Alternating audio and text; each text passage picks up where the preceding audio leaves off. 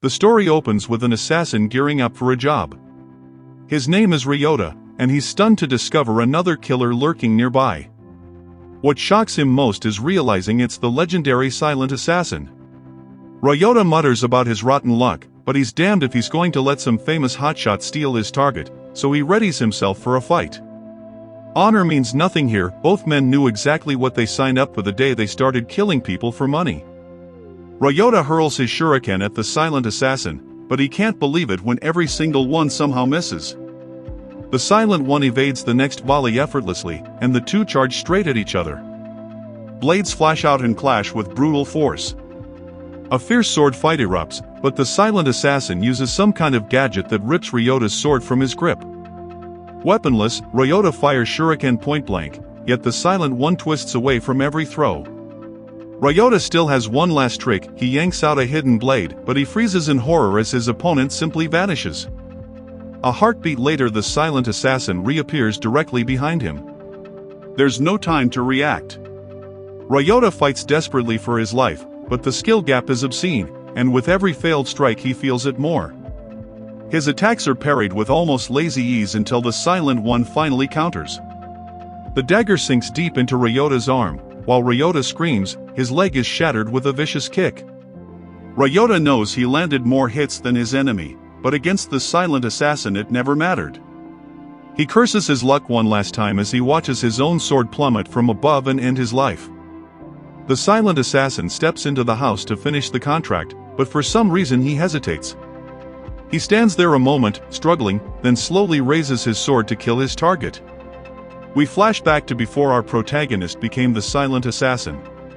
His name is Akira, and he's sitting alone in a classroom full of chattering students, reading manga. His classmate Sato says he's into Isekai too, but Akira shrugs and says he just reads whatever's free.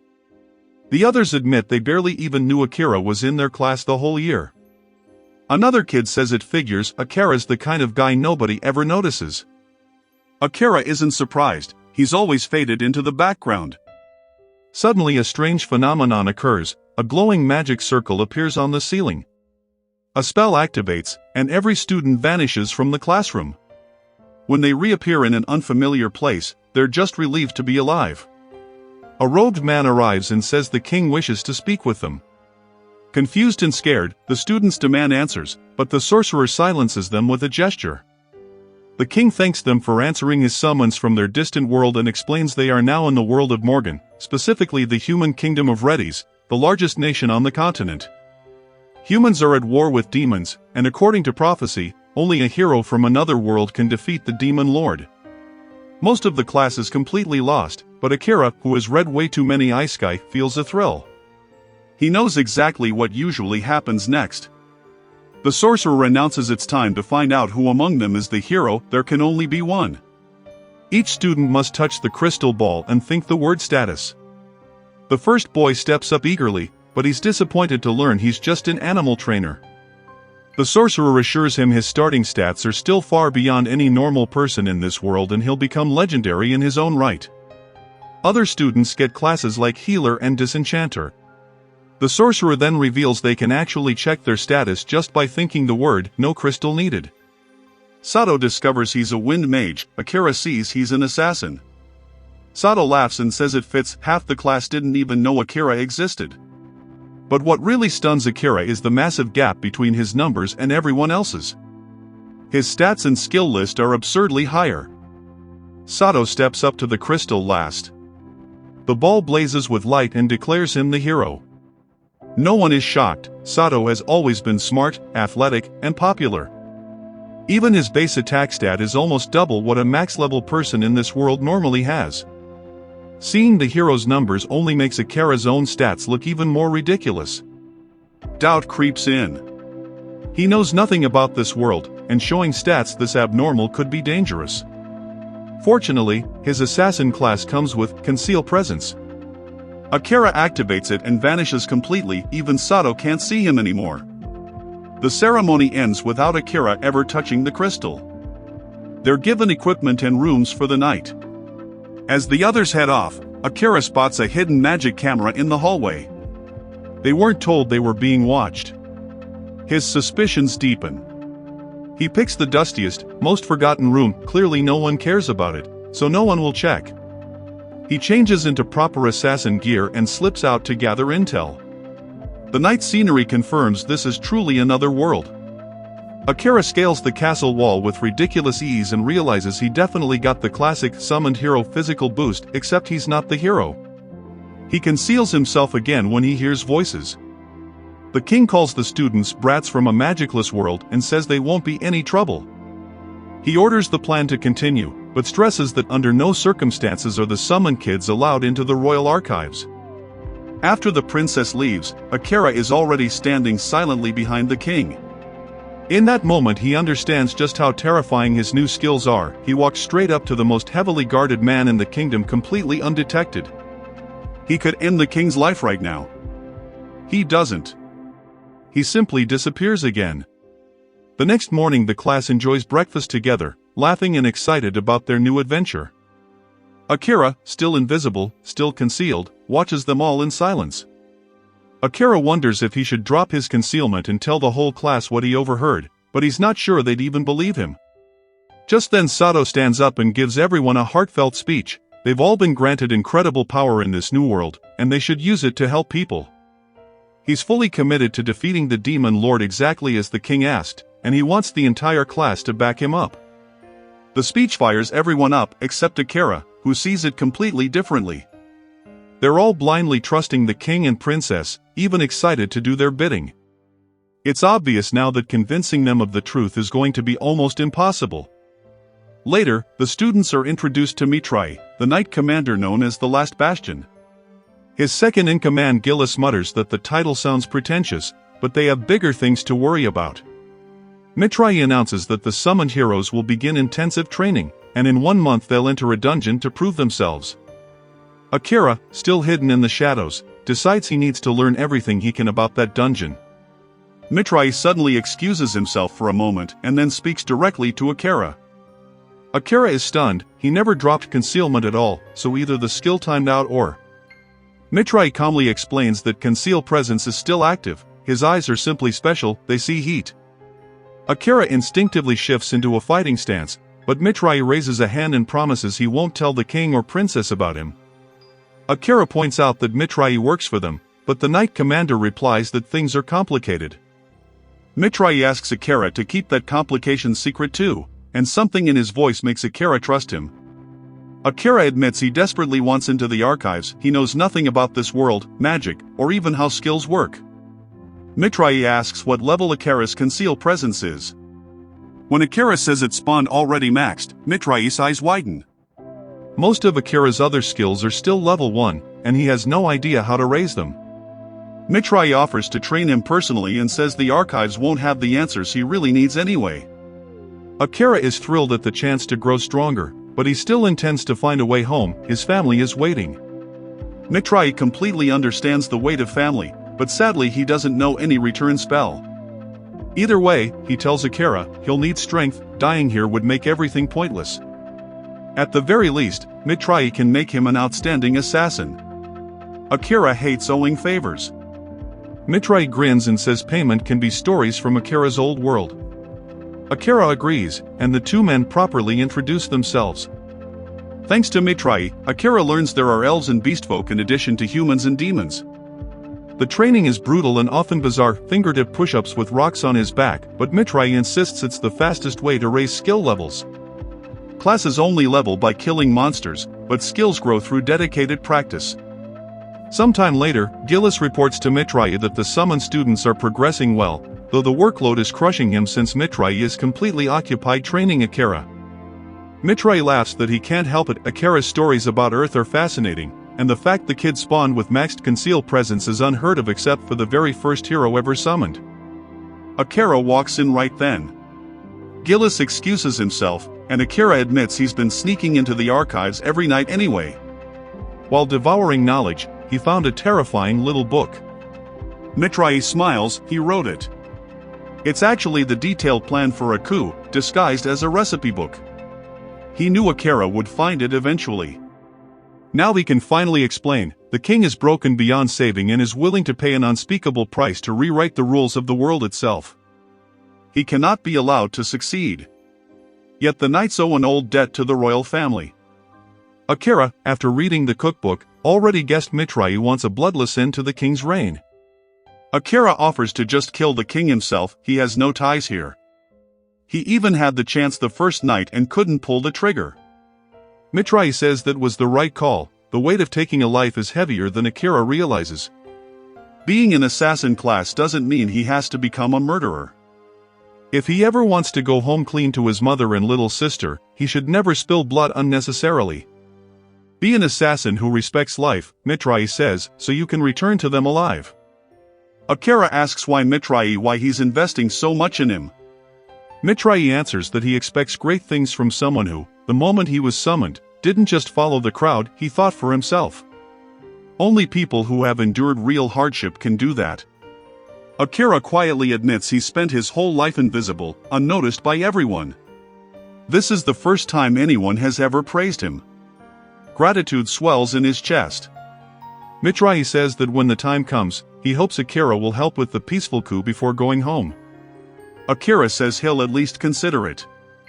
A month later the class heads to the capital's great labyrinth. As they parade through the streets, the citizens cheer them as saviors. Akira, still concealed, is stunned by the sheer number of people who turned out just to watch them enter the local dungeon. In the crowd he spots a girl glaring daggers at the heroes. In a blink he's behind her. She doesn't even flinch. "Why the hate?" he asks. She sneers. "Because you're all treated like gods while staying blissfully ignorant of what was sacrificed to drag you here." Akira demands an explanation, but she only says, "You'll find out yourself soon enough. We'll meet again then." She walks away, certain it won't be the last time. Deep in the labyrinth the class has already fought multiple monster waves. Another trap springs, a student screams, Akira silently eliminates the threat. Mithray calls for retreat, praising them for an excellent first run. He carves an escape path with his divine sword, and everyone rushes out straight into a horde of reinforcements.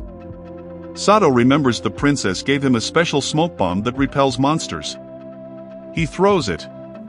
The smoke billows, and instead of fleeing, the monsters mutate, growing larger, more savage. Gillis arrives just in time to see a minotaur, something that absolutely should not appear on these upper floors. Akira moves instantly, vaulting onto the minotaur's back and driving his dagger deep. The blade shatters against its hide. The impact sends him tumbling. Sato starts toward him, arms clearly broken, face pale with pain. "Stay back!" Akira shouts. "You're the hero, the world needs you alive." Sato's voice cracks. "If I can't even protect my own class, what kind of hero am I?" Akira sees the curse of expectation crushing him. Sato is spiraling. Akira signals the disenchanter student. She casts Dispel on Sato and gasps, black curse threads unravel from his mind like smoke. Akira leaves her to finish and charges back in. He tells Mithray he's going to use the technique they've been practicing, the one that requires perfect timing. Mithray nods grimly. "Wait for my signal." The Knight Commander unleashes lightning flash, a blinding explosion of holy light that stuns and paralyzes the raging minotaur. In that frozen instant Akira is already on its back again.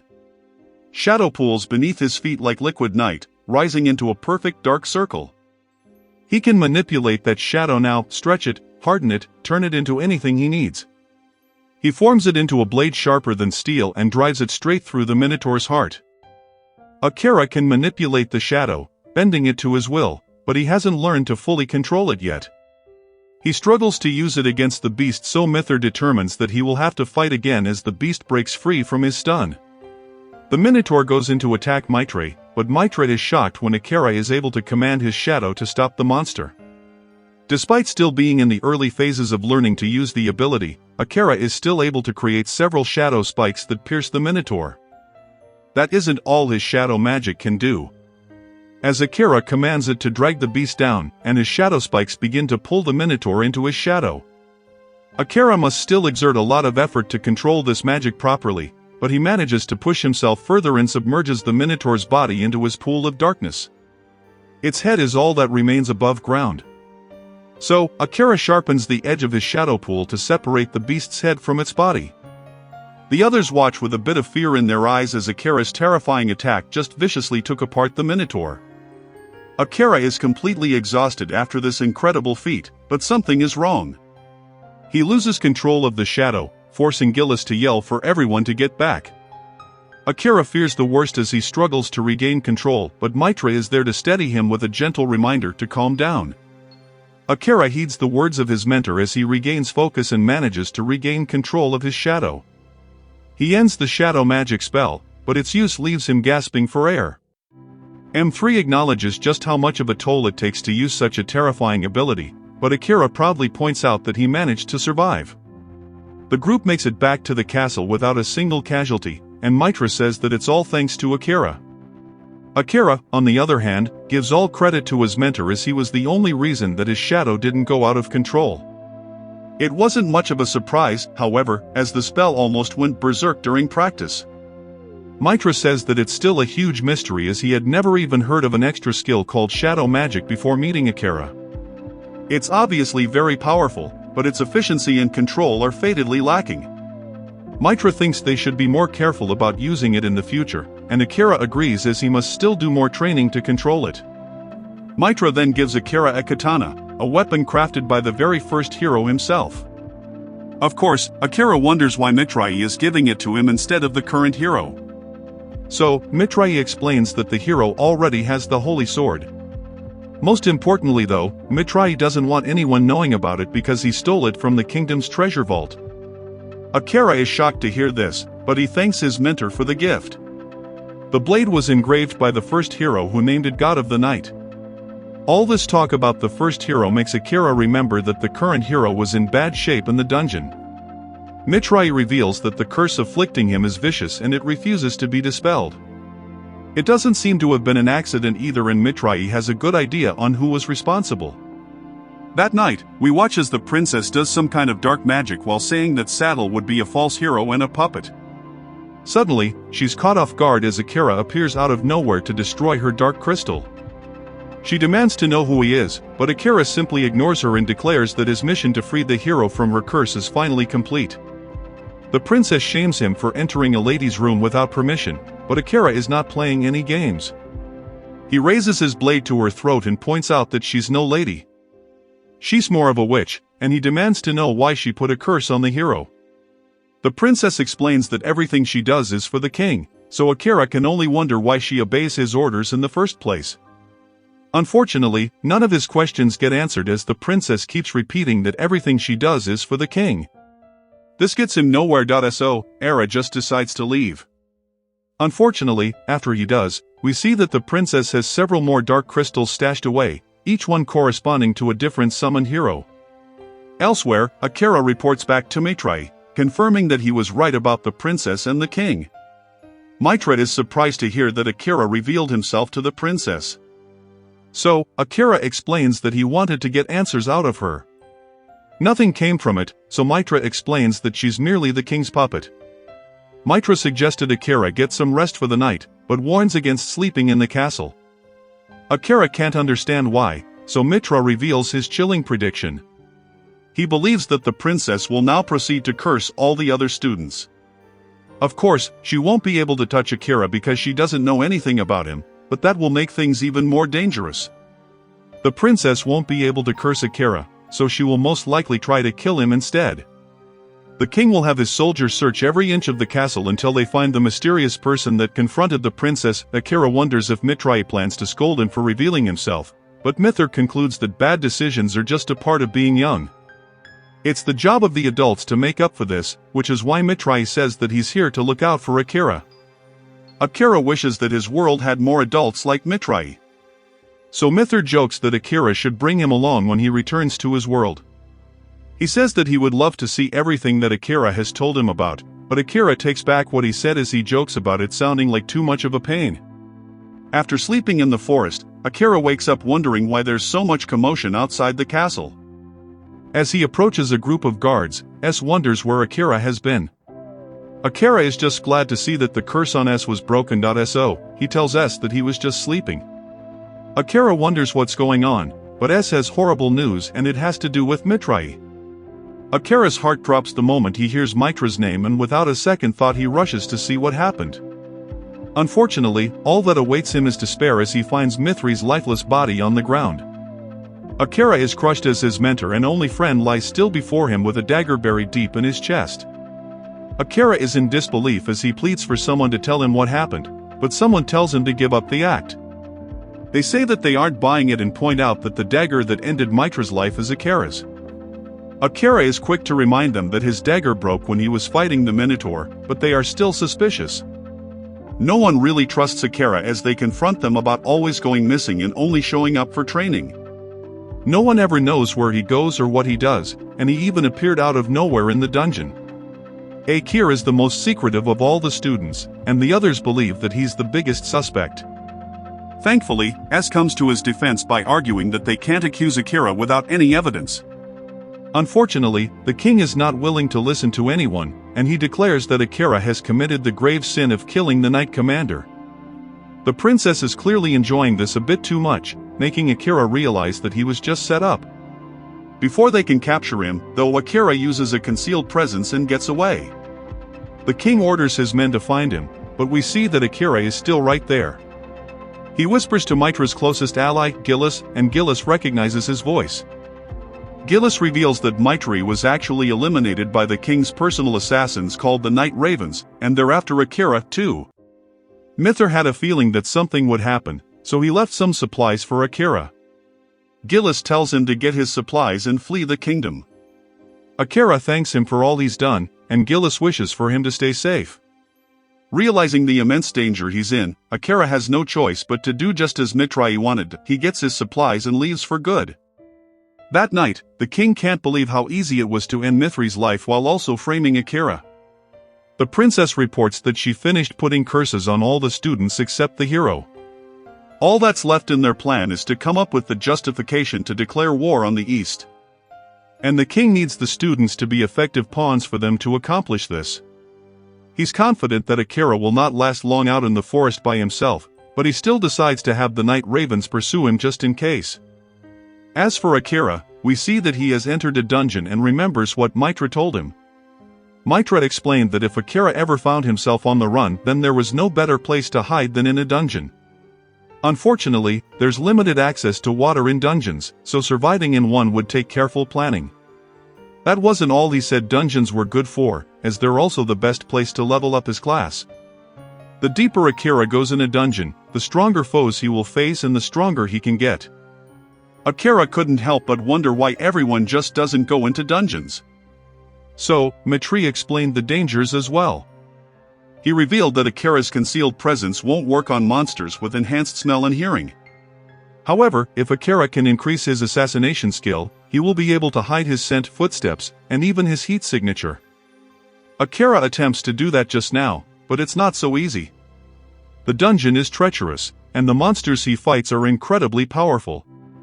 Despite all this, after weeks of being in the dungeon, Akira is able to make it to the 69th floor where he encounters even more dangers. He's reminded, however, of the last thing that Mithray told him. He said that despite all the risk the dungeon poses, it's all worth it. When Akira's class level reaches 100, he will unlock a special skill that is guaranteed to help him survive in this world. Mithray instructed Akira to head to the labyrinth of Campton so he could try taking out the bosses that are on every 10th floor. Once Akira enters the boss chamber, he won't be able to leave until he either defeats the boss or until he dies. However, if Akira wins, he will see an incredible amount of growth in his abilities. After beating the last 6 bosses, Akira now enters the boss chamber on the 70th floor. As soon as the battle begins, Akira can instantly tell that this beast is far more dangerous than the others. Its claws could easily tear him to shreds with a single attack. But that isn't all. This beast is also partially a snake, and its venom is extremely corrosive. Akira does his best to evade the relentless attacks, but eventually the beast catches him and crushes his ribs. Even though Akira is under mind-numbing pain, he realizes that if his life ends here, then he won't be able to return home. Worst of all, though, he won't be able to avenge his mentor. The beast is only getting started though, so it tosses Akira like he's trash. Akira has already decided, however, that he will have to go all out without holding anything back. He activates his shadow magic and a barrage of shadow spikes instantly pierce the beast. Fueled by anger, Akira commands his magic to tear the monster to shreds, and the attack gets even more brutal, ripping through the creature without mercy. Akira is victorious, but he loses consciousness and the monster's acidic blood is still doing damage. Just then, while Akira remains unconscious, a voice reveals that his shadow magic has a mind of its own. It realizes that Akira's injuries have exceeded the acceptable parameters, so it automatically takes control of the shadow magic to enter recovery mode. Akira doesn't have enough mana, though, so the voice decides to use the Manasura that is hidden inside the shadow magic itself. The next morning, Saddle tells everyone that he wants to set out and fight the Demon Lord immediately. Everyone's quick to point out that they're still in shock from Akira ending Mithray's life, and they are not ready for battle. The students are all very rude and dismissive, however, so Sad suspects that it's because of the princess's curse that Gillis told him about. Sad announces that he will just have to go himself, but a handful of others say that they will go with him. Sad forms a party with them, but he's surprised that they were allowed to leave so easily. Of course, the king was the one that wanted them to defeat the Demon Lord in the first place, so it makes sense that he would let them go. Saddle can't help but wonder why the ones in his group decided to come along, and they revealed that they were able to break free of the curse. Yuki's a disenchanter, so she's resistant to curses. And lately, she's grown to sense when someone else is cursed. She helped free some of the others, but Asahina had a part in that as well. His memory of what he did isn't actually clear, as it was almost like he was being controlled. All Asahina remembers has been in a room where he shattered many crystals. That is in all, as he used the katana to do it, but he has no idea where it came from. We then learn that this was Gillis's doing. He has a manipulation skill that is stronger than any curse when it comes to controlling individual people. Having destroyed the crystals, Gillis declares that he was able to carry out Mitra's final order, and he wishes safe travels to the heroes from another world. As for Asahina, he thinks about how he must connect with Akira as soon as possible. He wished that he would have done it sooner, and he hates himself for not sticking up for Akira when he was being accused. A look into the past reveals that Asahina actually bumped into Akira outside of school. Akira was working, but he didn't want anyone to know about it, especially his little sister. The two learned that they both had little sisters in the same class, and they were surprised to find that they were best friends. The two guys were never really close, but Asahina understood Akira better than any of their classmates. Back with Akira, he wakes up after remembering Asahina, and he hopes that he's doing well. Of course, he hopes the same for his mom and sister, but he quickly remembers that there are more urgent matters. He's surprised to find that he has no pain, and he checks his status screen. His stats have gone up quite a bit since entering the dungeon, but what's most shocking is that his HP's almost full. He was sure that his ribs were broken and the poison was spreading rapidly. His screen also shows that his shadow magic is now level 5 when it was just level 3 before entering the boss room. This means that it jumped an entire 2 levels just by using it once. Not only that, but it also felt easier to control compared to the first time he used it. Akira is sure that something strange is going on with his shadow magic, but all he can do now is keep moving. Akira makes his way down to the 75th floor where he encounters a slime monster. They aren't very strong, so it's odd to see one all the way down here. But Akira is shocked when he finds that there is a girl inside of it. She's an elf, and Akira says that she has the prettiest face he has ever seen. Akira decides to wait for her to regain consciousness. And in the meantime, he remembers that he wanted to test out a weird skill he has. It's called Whirl Eyes, but after he activates it, he quickly realizes that it was a mistake. It makes his head feel like it's splitting in half, so he has to abort the skill immediately. The skill is clearly too dangerous, so Akira decides to avoid using it for the time being. Just then, the elf girl wakes up, and Akira asks her if she's okay. The girl says that she's fine, but Akira has a hard time believing her, and she wonders why. Akira doesn't tell her, but for some reason, he's able to see her status screen. He assumes that it might have something to do with the World's Eye ability, but he can't be sure. What he is sure of, though, is that her status screen showed that her HP is down to barely 2% of her max. Akira notices that this girl also has World Eye skill, and he wonders if she can see his status screen as well. The girl calls him by his name while asking for his reason for being in the dungeon, but this is not polite at all. Akira still tells her that he came down here to level up, but he points out that she should ask for his name first, even though she saw his status screen. Unfortunately, she isn't feeling so well, and she passes out in his arms. She has a bad fever, so Akira takes her near some water. When she wakes up, Akira jokes about her being woken up by the sound of her empty stomach grumbling. He only has water to give her for now, but he says that she'll be fine since it's best to hydrate when you have a fever. Akira says that she needs to get some rest, but she's too hungry to sleep. The girl's name is Amelia, and luckily for her, the porridge he was making just finished cooking, so she scarves it down. Seeing her eat like a savage makes Akira realize that she will recover soon enough, and his comment makes Amelia wonder how he knows so much about taking care of the sick. Akira explains that it's just something he learned over time because his mother's in poor health. Amelia notices the writings Akira was making on the wall, and this one says that they're on the 69th floor. Akira found her on the 75th floor, though, so she wonders why he came back up, especially since he's trying to level up. Akira explains that this was the nearest watering hole, and Amelia desperately needed to hydrate. This means that Akira carried her all the way up here, but Amelia just wants to know if he's a creep and if he touched her in any weird places. Akira immediately shuts that down, but clarifying that he's not a creep and just tells her to go back to sleep. She does, but first she tells him that she's actually royalty. Akira knows this already because he saw it on her status screen earlier. She tells Akira that no one has ever done anything like this for her and she falls asleep. Akira is glad and he decides that he will get some rest too. Akira can only sleep because he has a detect dangerous spell activated and extends its range. So, it covers Amelia as well. Before Amelia actually falls asleep, she's able to feel Era's spell over her and she determines that he might be a nice guy after all. The next day, Akira reaches floor 80. He slices up the stomach of a giant ogre and Amelia uses a gravity spell to crush another. Amelia is all better now, so Akira can't help but ask why she's still following him. She says that she isn't following him at all and just happened to be going in the same direction as him. Akira isn't buying it, so he explains that he's not going to be protecting her. Amelia is insulted because while she does know that Akira has superhuman strength, she reveals that she can take care of herself just fine. They eventually arrive at the next boss chamber where a ferocious dragon appears.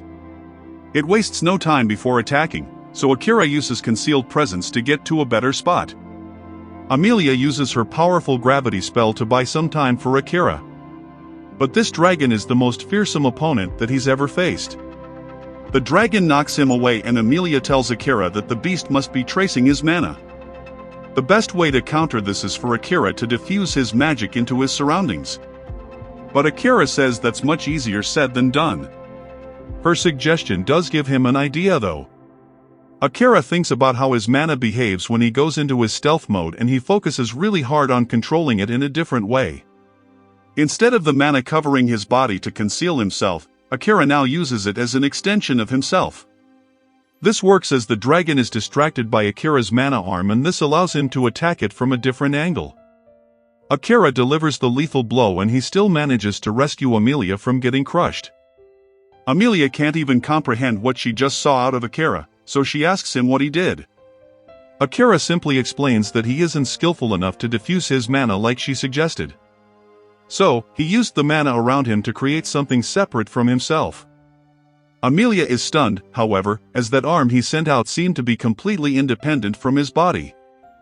That shouldn't even be possible, and the only person who has ever done anything like that was the first hero.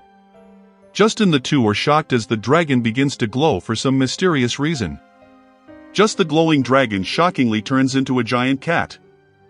Amelia's world eye flares a soft, ethereal gold as she sweeps it over the fallen giant, lips parting in quiet awe. He's still breathing. Barely. The dragon form was never real, it was just an illusion woven by an extra skill called shapeshifter. A true dragon would have turned us to ash the moment we stepped through the gate. The floating status tag finally stabilizes above the man's head, black cat, plain and almost mocking in its simplicity. She turns to Akira, silver brows arched. You really should be using your world eye. One glance and you'd have seen all of this before we even drew blades. Akira winces, rubbing the scar that still aches behind his eyes. Tried it once. Felt like someone drove a spike through my skull. I figured the skills level is too low, or maybe I'm just too weak to handle the backlash yet. Amelia shakes her head, the motion making her long ears sway. It isn't your level. You're rejecting the power. You're afraid of two minds about seeing the world the way it truly is, so the skill punishes you for it. Stop fighting it, and it will open like a flower. Akira opens his mouth to argue, but a low, rumbling groan cuts him off. The corpse stirs. Muscles ripple under scarred skin as the giant pushes himself up on trembling arms, molten gold eyes snapping open with feline outrage. Defeated? By children? The voice is gravel and thunder. I shifted into dragon shape for sport. No human has ever crawled this deep before. I grew bored, grew careless, and you two made me pay for it. He tries to stand, his legs betray him and he collapses again, chest heaving. Akira's sword is still half raised, but his jaw has gone slack. You talk? Black cat's lip curls in a perfect sneer. I am no drooling beast driven by instinct alone. The demon lord himself forged me with intellect far beyond any monster you've slaughtered on your way down here. Do not insult me by comparing us. Akira actually laughs, a short, incredulous bark. Big words from a housecat that just got spanked by a couple of brats who haven't even seen 100 winters between us. Black cat's tail lashes once, the only part of him still obeying perfectly. Finish it, then. One swing and I'm gone. But first, a message meant only for you, Akira. The air in the chamber seems to drop 10 degrees. Amelia's ears flatten, Akira's fingers tighten on the katana until the wrappings creak. How do you know my name? Black cat's golden eyes glint with something that might be pity. Because the demon lord told me to deliver it. He is waiting for you in the obsidian fortress at the heart of Volcano, the demon continent. When you are ready, come. He will be there. Akira's heart hammers against his ribs. How does he even know I exist? How did he know I'd come here, that I'd win? Black cat shrugs, a weary roll of massive shoulders. His will is a storm. I am only a leaf caught in it. I do not question. I obey. My task is complete. End me. Akira's hand falls away from the hilt. No, the single word rings against the stone like a struck bell. Black cat blinks, genuinely startled for the first time. Monsters and demons are the eternal enemy of every other race. It is the natural order. Kill me. Akira's voice is quiet, but it carries. That natural order feels an awful lot like something the king back in Reddy's rehearsed until we all recited it in our sleep. I'm not playing that game anymore. Amelia clears her throat softly. The gate stays sealed until the floor boss is dead or the challenger is. Those are the rules. Black cat's grin is all teeth. Then prepare to starve, little heroes. Amelia's eyes suddenly sparkle with mischief. Unless, we rewrite the rules. A master-servant pact. Bind him as your familiar, and the system will no longer recognize him as the boss. Black cat scoffs so hard it turns into a cough. Impossible. The ritual demands mana control so exquisite that even ancient archmages falter. This boy is. Amelia cuts him off with a serene smile. This boy just manifested a fully autonomous mana construct that fooled at being created by the demon lord himself. Tell me again how impossible it is. Black cat's gaze flicks to Akira, reassessing, remembering the phantom arm that danced on its own while the real blade found its heart. Respect, grudging and sharp, glints in those golden eyes. Very well. Fail the ritual and one, or both, of us dies. I have lived long enough, it matters not. Proceed. Akira kneels in the pooling blood of the false dragon, meeting the cat's stare without flinching. First step is a new name. You're not Black Cat anymore. He studies the swirling fur, midnight shot through with constellations, nebulae, distant dying stars. Knight. Your coat looks like someone spilled the night sky across it. Something unreadable flickers across the great beast's face, the golden eyes softened by the width of a heartbeat. Knight, he repeats, tasting it. Acceptable. Amelia steps closer, voice low and serious. Next, clasp his forepaw and pour your mana in a steady, unbroken stream. Once you begin, there is no stopping. Success binds your souls for eternity. Failure kills at least one of you, possibly both. Her fingers tremble against Akira's sleeve. You don't have to do this. Akira's smile is small, tired, and utterly certain. Yeah, I do. It's how I want to do it. Knight chuckles, a sound like grinding glaciers. Foolish, soft-hearted boy. Hurry up and die with me, then. Akira's eyes narrow. You've been suicidal since the moment you woke up. Why? Knight looks away, toward the distant ceiling, voice suddenly ancient and hollow. Because more centuries only bring more emptiness. That is all. Akira accepts the answer with a nod, then reaches out and wraps both hands around the massive paw, warm, surprisingly soft, thrumming with dying power. Let's go, Knight. He closes his eyes and opens the floodgates of his soul. The world shatters into starless dark. At first there is only calm, an endless void sprinkled with gentle starlight, beautiful and peaceful. Then the sky ignites.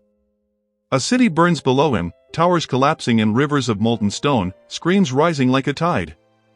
Knight stands in the heart of the inferno, enormous, monstrous, eyes mad with bloodlust, claws painted crimson. He tears through fleeing crowds without hesitation, without mercy. Stop it! Akira shouts, but the command is swallowed by the roar of flames. Knight whirls, lips peeling back from fangs longer than swords. Draw your blade, boy. This is my soul. Here, only one of us leaves alive. He lunges. Pain explodes across Akira's ribs, soul deep, worse than any wound flesh could give. He staggers, tasting starlight and blood. Outside, Amelia gasps as phantom wounds bloom across Akira's real body. Knight circles, delighted. If your soul dies here, your body becomes an empty husk in the outer world. Fight, or perish.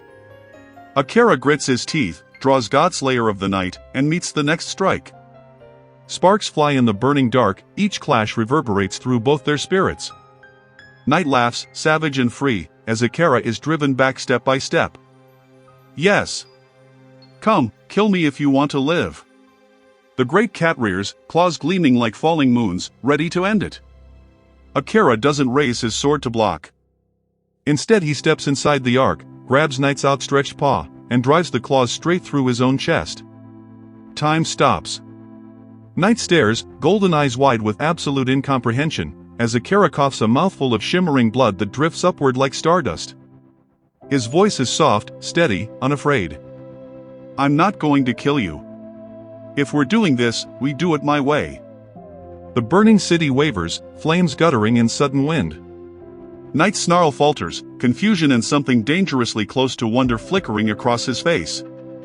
Your way is death, he whispers. No, Akira answers, gripping the paw pierced through his heart, smiling through the blood. My way is refusing to let anyone, even you, force me to become a murderer just to survive. So either we both walk out of here alive, or neither of us does. Your choice, Knight. The burning city flickers like a dying lantern. Flames gutter, screams fade into wind, and Knight, monstrous, towering, soaked in blood, freezes with his claws still buried in Akira's chest. Akira doesn't flinch. Blood that looks like liquid starlight drips from the wound and vanishes before it hits the ground. Kill me, Knight snarls, voice cracking for the first time. It's the only way you leave this place alive. Akira coughs once, smiles through the pain, and tightens his grip on the paw impaling him. I heard you the first 3 times. Still not doing it. Knight's golden eyes widen, pupils narrowing to slits. I'm a monster. Demon Lord's creation. My instinct is slaughter. Even with a mind, the hunger never quiets. I can see that, Akira says softly, glancing at the smoldering ruins around them. I can also see you're sick to death of it. The great cat flinches as if struck. Akira leans forward until their foreheads almost touch, until the claws shift deeper and fresh pain blooms white-hot across his soul. From today on, I've got your leash. You don't have to burn another city, don't have to take another life you don't want to take. I'll watch the night for you, Knight. Deal? Something ancient and brittle shatters behind those golden eyes. The inferno collapses into ash. The sky softens from blood red to the gentle rose of dawn, and suddenly they're standing on an empty plain under a rising sun. Night, now no larger than a panther, for still swirling with galaxies, curls into Akira's arms without being asked, a low, broken purr rumbling in his chest. The world snaps back. Akira gasps awake on the boss room floor. Amelia drops to her knees beside him, hands fluttering over the tears in his shirt that are already knitting themselves closed. You're alive, thank the stars, her voice cracks with relief. Akira's gaze drops to the huge black cat sprawled across his lap, exhausted but breathing. When he touches the soft fur, a crest of midnight and silver flares to life on the back of his right hand, an identical mark glows between Knight's eyes. Amelia's smile could light the entire dungeon. It worked. Your souls are bound. He's yours now. Knight lifts his head, golden eyes softer than they have any right to be. I find myself curious, he rumbles, voice warm for the first time. I wish to see where a human like you ends up in this broken world. He dips his head in a gesture that looks suspiciously like a bow. I am Knight. Your familiar, your blade, your shield, for as many eternities as this world allows. My life is yours, master. Amelia clears her throat, cheeks pink. Amelia Elsterin, Royal House of the Silverwood. Pleasure to meet the both of you properly. Knight inclines his head with courtly grace. Any companion of my master has my respect, princess. A glowing magic circle blooms beneath them, the dungeon acknowledging that the boss no longer fits the definition. The exit yawns open, patient. Knight tries to stand and immediately flops back down, panting. Akira chuckles. Guess we camp here till you can walk. Knight grumbles but doesn't protest when Akira scratches behind his ears. Amelia laughs, the sound bright and startled, and settles beside them. Then we have time for stories, she declares. Knight's tail curls contentedly. For the first time in centuries, the ancient familiar feels something dangerously close to peace. Far above, in the surface world, Sato's small band of freed classmates steps through a torii gate into the bustling streets of Yamato, an entire nation built by a summoned hero centuries ago. Cherry blossoms drift over red-tiled roofs, the girls twirl in borrowed kimonos and the boys pretend, badly, that they aren't staring. Street stalls serve takoyaki and taiyaki that taste like home, and for an hour they can almost pretend they're on a school trip. Then reality settles back in. Sato calls them together under the shade of a sakura tree. We're almost broke. Tomorrow we register as adventurers, guild lets summoned heroes skip the usual tests. After that, we earn coin and information. He takes a steadying breath. I think beating the demon lord is still our fastest ticket home. The king and princess brought us here, they're the ones who know the return spell. We rack up undeniable merit, we force their hand. Murmurs of agreement, but Asahina raises a hand. We wait for Akira. Half the group bristles. He killed Commander Mithray, he didn't, Yuki cuts in firmly. We were cursed. Memories warped. Akira's been alone out there this whole time. Asahina nods. My intuition skill is screaming that he's operating on a different level now. We go after the demon lord without him, we're just Suicide Squad. Sato rubs the back of his neck. Problem is, Akira's never been a team player. Some of us have been in his class since kindergarten and he still doesn't remember our names. Quiet laughter, rueful. Plus, every legend says only the holy sword can kill the demon lord. We need to be strong enough that Akira respects us, strong enough he'll let me land the final blow when the time comes.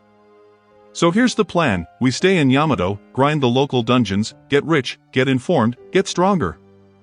The moment the monsters here stop giving decent EXP, we move on, but we keep an ear out. Akira's coming. When he does, we'll be ready to fight beside him, not behind him. The group nods, fire rekindled. They have direction again. Meanwhile, deep below the earth, Amelia finishes a quiet story of her own, how the elders of her clan branded her a calamity, hunted her through silver forests, cornered her on a cliff's edge. She still doesn't understand why. The last thing she remembers is the lead hunter's cold voice, "Why won't you just die?" Rather than be captured, Amelia shattered the cliff beneath her own feet and plunged into the black lake far below. When she washed ashore, half dead, a living shadow, a black slime, swallowed her whole and dragged her into the dungeon's depths to be digested slowly. That was centuries ago, or so it felt inside the slime's stomach. She looks at Akira now, then at the sleeping panther-sized cat curled against his side, and her smile is small and wondering. "Guess we're both strays you picked up, huh?" Akira scratches Knight's ears absently, eyes on the open portal and the long climb still ahead. "Guess so," he says, voice soft with something that might be hope. "Let's go home, wherever that ends up being." Amelia's voice is barely above a whisper as she finishes the story of the black slime that swallowed her centuries ago and somehow never digested her. When she opens her eyes again, they're glassy with old pain. Akira's heart twists, he reaches out without thinking and brushes a strand of silver hair from her face. "I'm sorry that happened to you." Knight, curled like a living shadow beside them, tilts his head, ears flicking. "Something's wrong with that tale. Slimes don't keep prey alive for nostalgia. They dissolve. Instantly." Amelia has no answer, only a sad little shrug. All she knows is that if the slime had finished the job, she would never have met Akira. That alone makes her grateful to the monster that tried to eat her. Akira tries anyway. "You should go back. Talk to your sister. Fix whatever broke." Amelia's laugh is brittle. "I have no home to go back to. The girl who drove me off that cliff was my little sister, Kia." Akira winces. "All the more reason. Family fights dirty, but family also forgives eventually." "I know." He tells her about the time he worked 3 jobs to buy his little sister the newest iPhone because her old one had been cracked for a year. She cried, not from happiness, but because she saw the exhaustion carved into his face and hated that he was killing himself for her sake. Their mom, bedridden and pale, still dragged herself up to mediate, telling her daughter to accept the gift and telling son to stop sacrificing his health.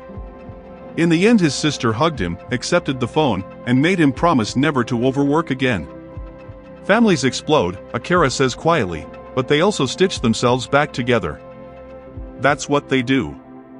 Knight's tail curls around Akira's ankle. "Your real family is in another world, Master. Do you still wish to return?"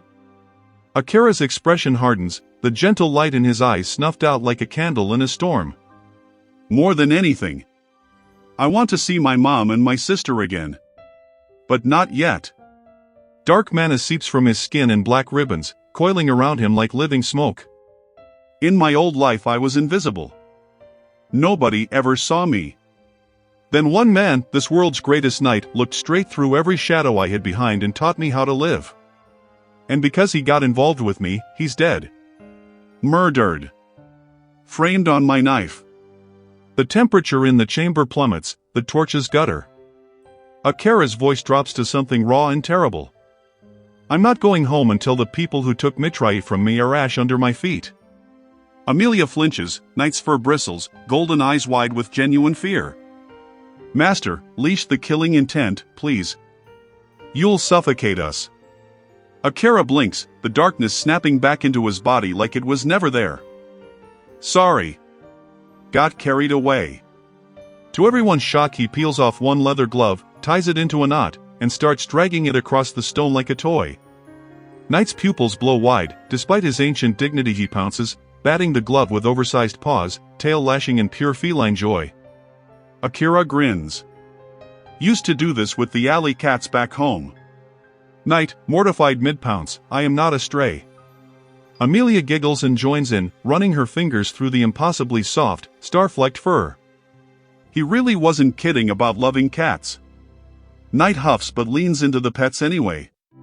"Our souls are bound, remember? If one dies, the other follows. Behave, master. Akira taps the new crest on the back of his hand. Built-in phone, 0 bars, unlimited range. Better than any cell plan. Amelia mutters something about wishing she had that kind of connection. Akira misses it completely, already distracted by Knight trying to murder the glove. Hours later, Knight's wounds have closed enough for him to stand. The exit circle still glows patiently. Knight warns that even he doesn't know where it spits out, only a handful of high demons still remember how to craft permanent gates. Akira shrugs.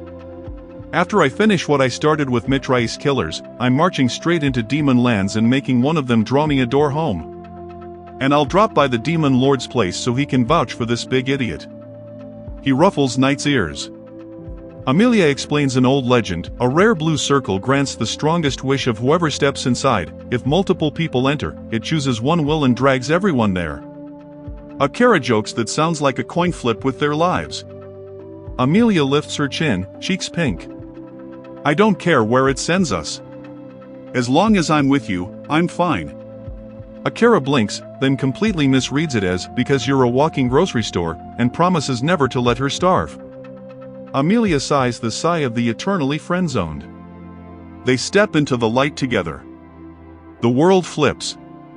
They land beneath an impossibly vast tree whose trunk is wider than a city block and whose leaves shimmer like stained glass. Birds with rainbow wings scatter overhead. Amelia's face drains of color. The holy tree. We're in the forest continent. My homeland. Before she can bolt, an arrow whistles past her ear. Akira moves on instinct, kunai flashing, deflecting the next shaft mid-flight. He blurs behind the shooter, katana at the elf's throat in the space between heartbeats. Move and you lose the head, he says conversationally. The elf, young, silver-haired, shaking, gapes at Amelia. Traitor princess, you dare return? Amelia's breath hitches. More elves melt from the trees, bows drawn, until a cold, melodic voice cuts through the air. Enough. A woman steps from the shadows, tall, silver-haired like Amelia but colder, eyes sharp as winter steel. Kia, Amelia's younger sister, now wearing the circlet of the crown princess. I had hoped the cliff finished you, Kia says, every word laced with venom. Yet here you are, dragging human filth onto sacred ground. This time you will atone for raising your hand against me, sister. Amelia shrinks behind Akira, trembling. Knight's hackles rise, a low growl vibrating in his chest. Akira rests a casual hand on the katana's hilt, smile gone, voice like ice. Anyone who wants to hurt her is going to have to go through me first. A look into the past reveals a time when Amelia watched her sister enter battle. It was a sparring match against her own guards, and Amelia called it help but admire her sister's amazing skills. Amelia thought that Kilika was far more amazing than she was because Kilika improved herself every single day. Amelia's guard reminded her that while Kilika is very impressive, it would be Amelia that would lead the elven nation someday. Later, Liam revealed that he no longer wanted to marry Amelia. It was an arranged marriage, so she told him that he would have to bring the issue up to the king. Kilika arrived to only make things worse as she told Amelia that she was something called the child of Blight. Eventually, Amelia was accused of committing an unforgivable sin and no one listened when she pleaded her innocence. All that mattered to the guards was making sure that the child of Blight never took the throne because it rightfully belonged to Kilika. Back to the present, Amelia simply tells her sister that she will leave, but Kilika refuses to just let her go. Akira immediately comes to her defense by telling Kilika to lower her aggression, but Kilika can't understand why he would stand by a criminal. Akira introduces himself as a friendly neighborhood assassin and explains that Amelia is just someone that he has gotten to know recently. Kilika adds injuring Liam Toth's list of crimes that Amelia has committed. But Akira is done listening to her rhetoric and demands to know why she keeps insulting Amelia. Chastin Kilika reveals that Amelia gave her poison disguised as a healing potion. Noon is allowed to harm a royal, not even another royal, so Amelia must be punished. All the guards are disgusted to hear about what Amelia did again, but Amelia insists that it really was a healing potion. No one believes her though, and Kilika thanks Akira for turning in a fugitive. Just then, Kilika does something with her eyes, and Amelia warns Akira not to look into them.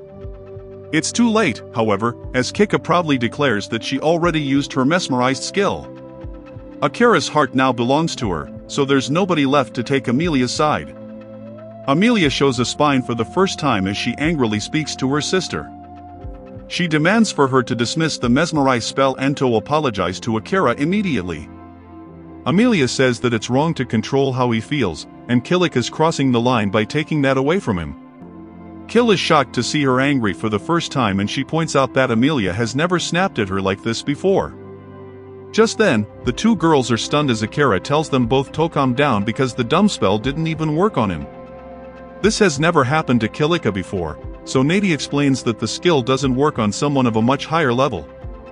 Kilika refuses to believe that some nobody is stronger than her, but Akira doesn't care and just wants her to admit that she framed her own sister. Akira has grown to trust Amelia and doubts that she would harm an innocent person. Kilika refuses to do so, however, and instead she orders for all her guards to eliminate Akira. Our boy Akira gets ready to take every single one of them out with his shadow powers, but their lives are spared when the king arrives. The king demands to know what's happening, and he silences a guard that tries to say that Amelia committed a grave sin. He wants to hear directly from Kilika, but she's caught off guard. He was supposed to be out doing an inspection and she didn't expect him to return so soon. The king demands that she just answer him, so the guards stick up for Kilika and point out that she did nothing wrong.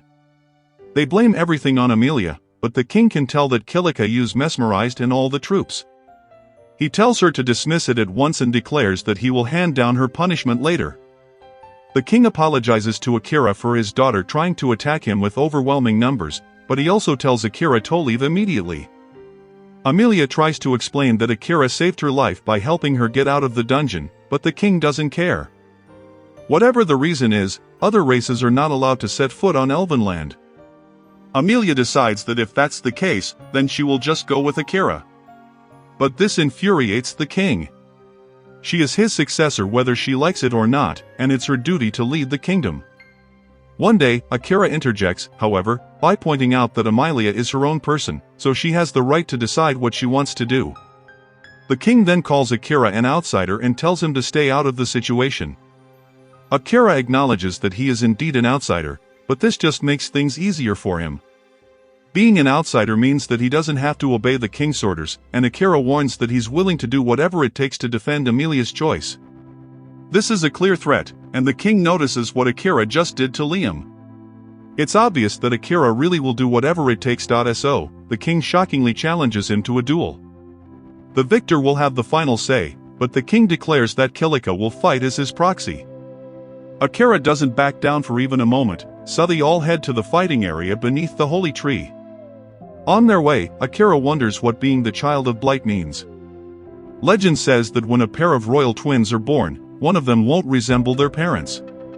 That child is a child of Blight, and they will bring nothing but calamity till the Elvenland. Knight thought that was a myth that was done away with long ago, but Amelia being born with different hair and eye color than her parents made people believe that it wasn't a myth. Akira makes her blush, however, when he points out that those traits are actually really pretty. Just before the fight, Emily warns that Kilika is the greatest oven swordsman alive. Akira is surprised to hear how much Amelia admires her evil sister. So Amelia explains that they actually used to be very close. Amelia saw firsthand how tirelessly Kilika worked to better herself, and Amelia still loves her sister. The king instructs Kilika to prove herself as royalty with this battle, and she promises to win. The fighters prepare for battle, but Kilika wonders if Akira really thinks that he can win without unsheathing his sword. The confident Akira assures her that it's for her own good because he doesn't want to slip up and end her life by accident.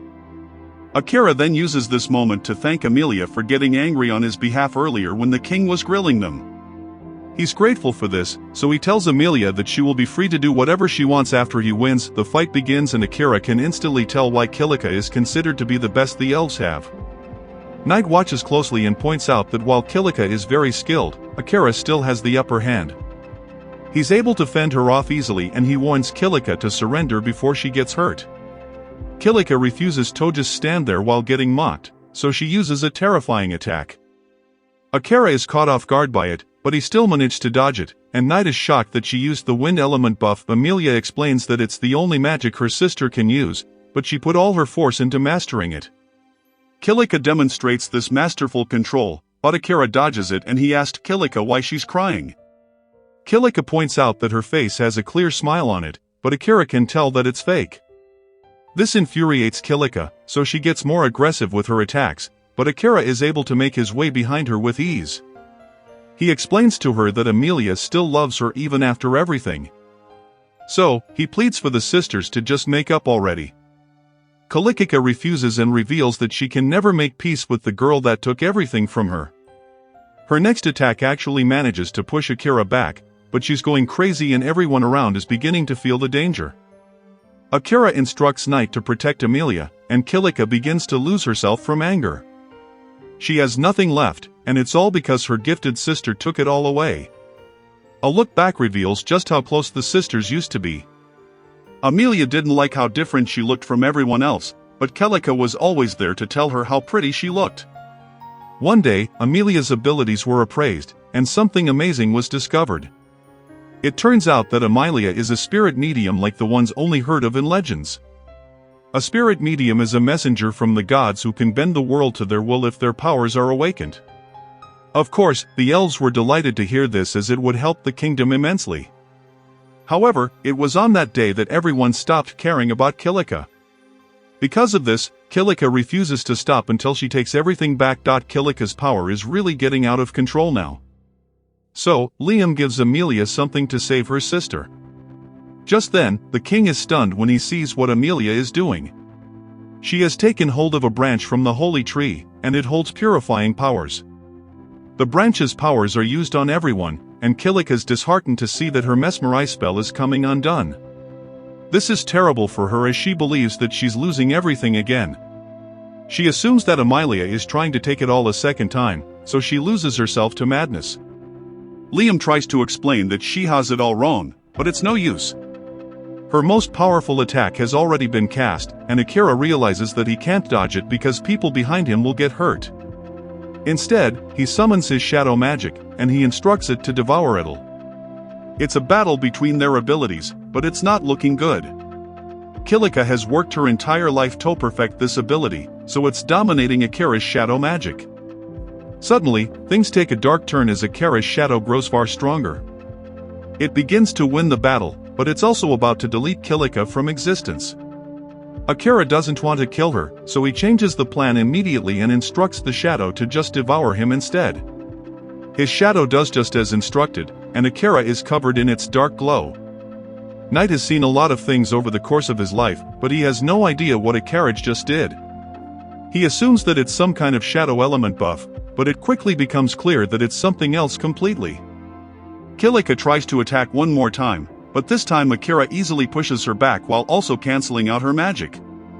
Akira points out how Kilika feels like no one notices her, but in reality, she just isn't paying attention to the people that do. Kilika fears that the others want to mock her after losing, and she's hurt to see that Liam went straight to Amelia after her spell on him wore off. Amelia reveals that Liam wasn't even under her spell in the first place, but Kilika refuses to believe anything and just demands that she receive her punishment already. The king shockingly interjects, however, and declares that he's the one that should be punished. He explains that Amelia didn't take anything from Kilika because it was actually him. Kilika doesn't understand, so the king reveals the terrible truth. He hid Kilika's true memories from her, so he now dismisses his forgetting skill to show her everything. The past shows that Kilika was desperate to train and get stronger like always. She would go deeper and deeper into dungeons in the hopes of fighting stronger monsters. However, Onedei, a mysterious person, explained that she wouldn't be able to keep getting stronger that way, and she had a better idea. She gave Kilika an item and explained that it would allow her to summon monsters, perfect for leveling up. Kilika tried to use it, but the monsters it brought forth were far too strong. She tried to run away, but the beast just followed her. Labyrinth monsters usually aren't able to come outside, but for some reason, these were. She didn't want them to hurt other people, so Kilika decided that she would have to stop them here. Kilika began to fight every single one of them, but Liam arrived soon after and warned her to run for her life. Liam just wanted to protect her, but one of the monsters took his life instead. Liam actually died that day, and it all happened right in front of Kilika's eyes. The guilt from this day nearly destroyed Kilika's mind, so the king felt that he had no other choice than to make her forget it all. After all that, Amelia was the one who actually saved the day. She used her incredible spellcraft abilities and created 2 magic skills. One was gravity and the other was resurrection. Amelia was enabled to bring Liam back to life. To prevent Kilika from feeling the guilt, the king decided to leave his spell on her. But that also meant the other measures had to be taken. From Kilika's perspective, it seemed like everyone was turning their back on her. But in reality, everyone just walled themselves off to prevent her from finding out the truth. The king was no exception to this as he distanced himself as well. He knew that if Kilika proved herself worthy in her duel versus Akira, then she would be able to hold her head up high even without relying on her mesmerized skill.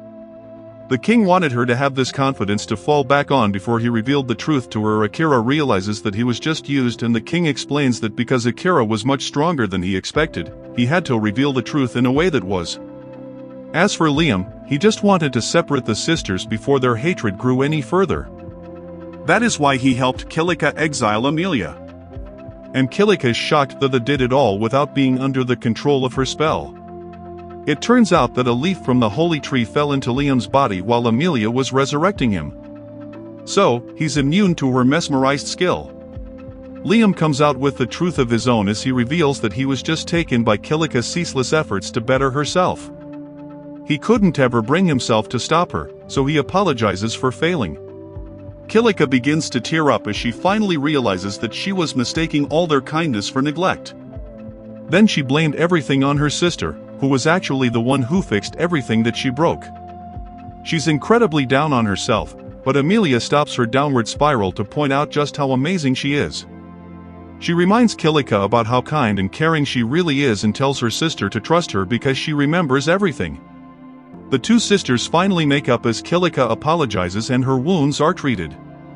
Later, the king acknowledges that Akira won the duel, so he throws him a welcoming party. Akira just wants to make sure that Amelia is free to do as she pleases. So, the king confirms that he's a man of his word. The king says that she's free. So Akira explains that their first destination will be the continent of the beast folk.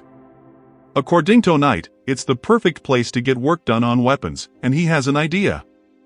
Afterwards, Amelia tells Akira her real name. He usually only refers to her as you or this one, but he did say her name once before the duel. She wants him to say it again, so Akira does.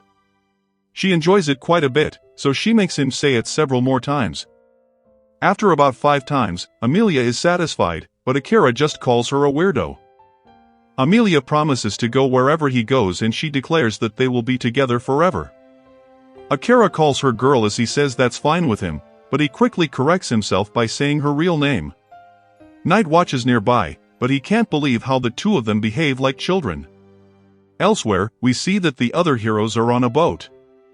They did their best to wait for Akira, but they just couldn't wait any longer. They had all surpassed the level of the monsters in Yamato and they needed to find a way to keep getting stronger. We see that Gillis has joined up with them as well, and he points out that everyone has gotten so much stronger that they will need weapon upgrades. It's the next step before fighting the Demon Lord, and the best place to get their weapons upgraded is the continent of the beast folk. Amelia lingers at the palace gates longer than anyone expects. She bows, low and formal, to the father who once hunted her and the sister who once tried to kill her. Goodbye, father. Goodbye, Kia. Her voice is steady, but her fingers tremble against Akira's sleeve. Liam, the young archer who once called her traitor, steps forward, eyes suspiciously bright. Take care of her, human, he mutters to Akira. The king coughs pointedly. We all know how you feel about my eldest, Liam. The ball's in her court now. Liam goes scarlet. Amelia pretends she heard nothing. The king insists on sending an escort of royal guards to the port. Kidnappings have spiked along the coast, and he's only just returned from inspecting the problem himself. Amelia laughs softly. Aar will protect me. The king's face crumples with paternal worry. I'd go myself if I could. In the end, every guard, lady-in-waiting, and even the stable boy offers to take his place. Akira politely but firmly refuses them all. We'll manage. As they walk away, Akira glances at Knight padding silently beside them. You were awfully quiet around the king. Knight's tail twitches. Very few races welcome demons or monsters at their dinner table. I behaved so you wouldn't have to explain me. Akira frowns. The demon lord's still watching through your eyes, right? Won't he be pissed if you play too nice? Knight's mental voice is warm, almost amused. He observes, he does not command. My loyalty is yours now, master. When the day comes that our paths crosses, I will choose then. But his message was genuine. He is curious about the boy who wrapped himself in living shadow to protect an elf princess. Amelia blushes furiously at the memory. Akira just scratches his cheek. I don't even know how I did it. 1 second the shadow was trying to eat her, the next it was armor. The conversation dies when detect presence pings, 8 bandits, 1 terrified hostage. The thugs demand the group tie themselves up or watch the girl die. Then they spot Amelia's ears and practically salivate. The lost princess? Graham's gonna pay a fortune. Akira is simply gone. 8 bodies hit the ground before anyone hears a scream. He reappears with the hostage safe and the bandits trust in their own rope. Take them back to the capital, he tells the stunned royal guards. We're good from here. A few days later they're on a ship bound for Brute, the beastfolk continent. Akira announces he plans to grind the local labyrinth the moment they dock. Amelia gapes. You're already stupidly strong. There's no too strong when it's for Mithray, he answers, eyes on the horizon. Knight explains the port city has an excellent dungeon, they'll just have to enjoy the voyage until then. Amelia, who has never been on a ship, daydreams about stargazing on deck with Akira. Akira spends the entire trip buried in books the Elven King gifted him as a parting present. Amelia sulks, muttering that both her father and her traveling companion are hopeless jerks, but Akira is too absorbed to notice. They disembark in Brute under a blazing sun. Human longshoremen strain under crates while beastfolk overseers crack whips. Before they've taken 10 steps, a gang of leonine beastmen blocks their path. Leave the elf and scram, hairless. Akira sighs. I was hoping to keep a low profile for 5 whole minutes. Shadows ripple. The beastmen freeze, eyes wrapped in living darkness, blind and whimpering. Akira strolls past. Roads clear. Amelia didn't even see him move. That night at the inn, Amelia eyes the 2 beds and declares they only need one. Akira, dense as neutron star, points out they have 2 perfectly good beds and they should use both. Knight, reading the room like a scholar, announces he's going hunting and vanishes out the window. Amelia thanks him profusely. Akira still doesn't get it. She returns from her bath to find Akira already asleep, or so she thinks. He lies rigid, eyes wide open, thinking, there is no way I can sleep with a princess 2 feet away. Knight returns at dawn, smug. Have fun last night, master? Akira almost chokes. Morning brings a knock. A hulking crow-headed beastman looms in the doorway. Crow, legendary blacksmith. Knight summoned him overnight. You called the nightmare of Adlia itself, Crow grumbles. I came. He inspects Godslayer of the night, beak clicking. Overused in the great labyrinth of Campton, pushed past its limits by a madman. Amelia gasps, he knew just by looking. Crow names his price, rare materials and a fat purse. Akira agrees instantly and adds a rush order for 20 custom assassin projectiles. Crow studies him, beady eyes narrowing. Assassin, huh? Talent's obscene, but you're still green as spring grass, boy. Akira only smiles, sharp and cold. Then let's fix that. Crow eyes Akira with a skeptical tilt of his beak, the forge's heat making his feathers steam faintly. Doubt you'll get much mileage out of what I make, kid. Got the raw talent, sure, but you're greener than spring weeds rushing in without a clue how to wield it. Amelia bristles, ears pinning back. Hey, that's my friend you're talking down to. Akira just rubs his neck, half smiling. Nah, he's not wrong. I've got the edge, but finesse? That's a work in progress. Knight clears his throat with a low rumble. Crow's got the scars to back his opinion.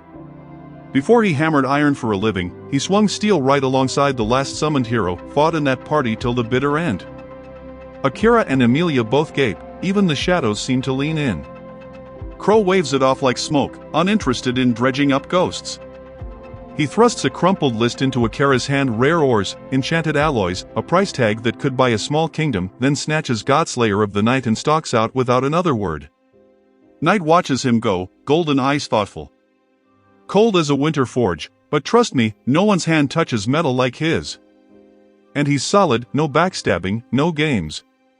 Your blade's in the best grip it could be. Akira scans the list, whistling low. Gonna need coin and half a mountain for this. Labyrinth run it is, monsters drop what we need, sell the scraps. Knight nods. And you'll grind levels while you're at it. Labyrinth of brutes right on the edge of town, but they gatekeep by adventurer rank. Just then, Amelia tugs at Akira's sleeve. Mind if I slip out for a bit? Got something to hash out with Crow. Akira shrugs easy. Go for it. Knight, keep an eye on her. But as the cat pads off with the elf in tow, a sly glint crosses Knight's eyes. He'd known Akira would tag along anyway, minds linked or not. At the forge, hammer song echoes off soot-black walls. Amelia wastes no time. Your old party, the last hero's crew, couldn't take down the demon lord. Word is, only the hero and a beastman made it out breathing. Crow's hammer pauses mid-swing, then resumes with deliberate force. Yeah. Lost our elf along the way. He braces for the judgment, the accusation of cowardice for leaving a comrade in the dirt. But Amelia's eyes are steady, not stormy. That means you two are walking legends. Strong enough to survive hell. I want that. Teach me to fight. Crow's laugh is a bark, devoid of humor. Vowed off disciples after the last batch. They came hungry for glory, left broken or bolted. Not wasting my time on another quitter. Amelia steps closer, voice fierce. I won't run. Won't shatter. I need this to stand beside Akira, not trail in his shadow. The gap's a chasm, I can't live like that forever. Crow shifts his gaze to Knight, looming in the doorway like judgment incarnate. Our deal was blades, not babysitting. Fix the sword, forge the tools, that's it. Knight's tail flicks. Deal stands. But elf's gonna elf, we don't pull her leash. He pauses, then adds with a growl, and drop the nightmare of Adlia crap. Name's Knight now. Crow's beak splits in a genuine guffaw, echoing off the anvil. Oh, that's rich. You, the terror that gutted half this continent? Beastfolk still wake screaming from what you did. Nightmare fits like a glove. Amelia's confusion cuts through the heat haze. What the hell happened? Knight's eyes, a sound like wind through graves. Century back. Adlia was the jewel of these lands, rich, arrogant. Demon Lord sent me as a slap on the wrist for their border raids. Just rattle the nobles, make 'em think twice. But the blood scent hit, instincts snapped. I didn't stop at warnings. Tore the city open, streets ran red. Their counterstrike just fed the rage, I drowned in it, power spilling like floodwater. No excuse, no need for half the slaughter. Beastfolk branded me the nightmare after that. Black cats? Cursed symbols now. Akira's voice drifts in from the shadows. He'd been listening, mind link pulling every jagged word. You let me hear on purpose. Knight meets his eyes, unblinking. Yeah. Figured you should know the rot before it festers. Akira steps into the light, hand on Knight's flank. I knew you carried ghosts. Doesn't change a damn thing. Knight's mental tone lightens, almost wry. Told you once, better if it all ended. Adlia's why. The weight, it crushes. He straightens, fur gleaming. But with you, master? Won't happen again. You've got the reins. Crow snorts, unconvinced, hammer ringing like accusation. Turning leaf, eh? Earn it.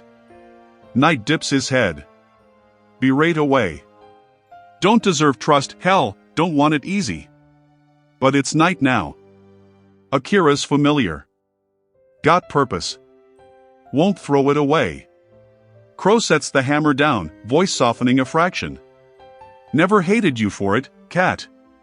Story didn't die in those streets, though. He turns to the cooling forge, eyes distant. After the smoke cleared, they built a memorial, names etched in white stone. I went there once, gut churning with what I'd wrought. Found someone else kneeling, you, head bowed, unraveling. Night stills. Yeah. Crow's claws flex.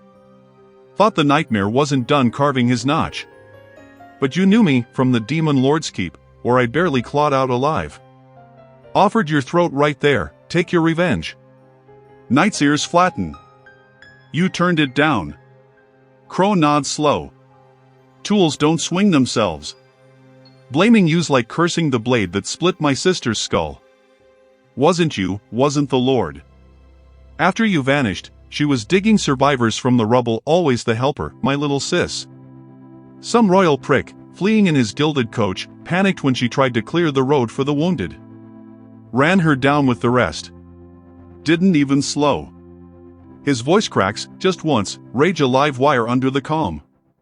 Graham Cluster, that's the bastard's name. Crown Prince back then, king now on the Europe continent. Target of every nightmare I forged since. Amelia's hand flies to her mouth. Did you? Crow shakes his head. Stopped myself. She'd have hated the monster it'd make me. Gentle soul didn't raise killers. Amelia's eyes flash. That's bullshit. You're hiding behind her ghost, twisting what she'd want into an excuse to cower.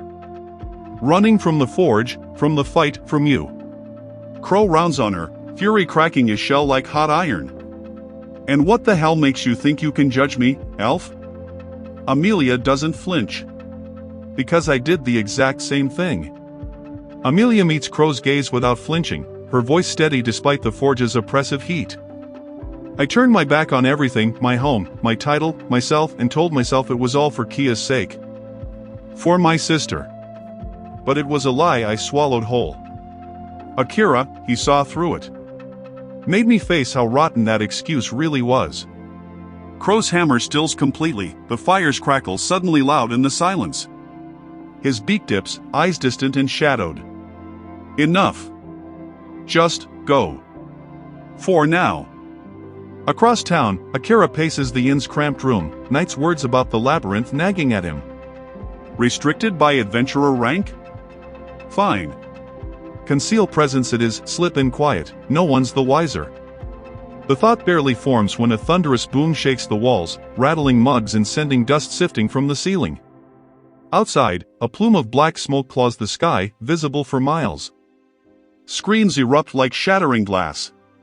Demons pour from rifts in the air, hordes of twisted horns, fangs, and claws, tearing into brute streets without mercy. Buildings crumple, blood paints the cobblestones red. Amelia bursts from an alley just in time, gravity magic flaring in violet arcs that crush a squad of imps mid-leap. She yanks civilians from under collapsing beams, flinging debris skyward like discarded toys. Knight, get those families to the walls.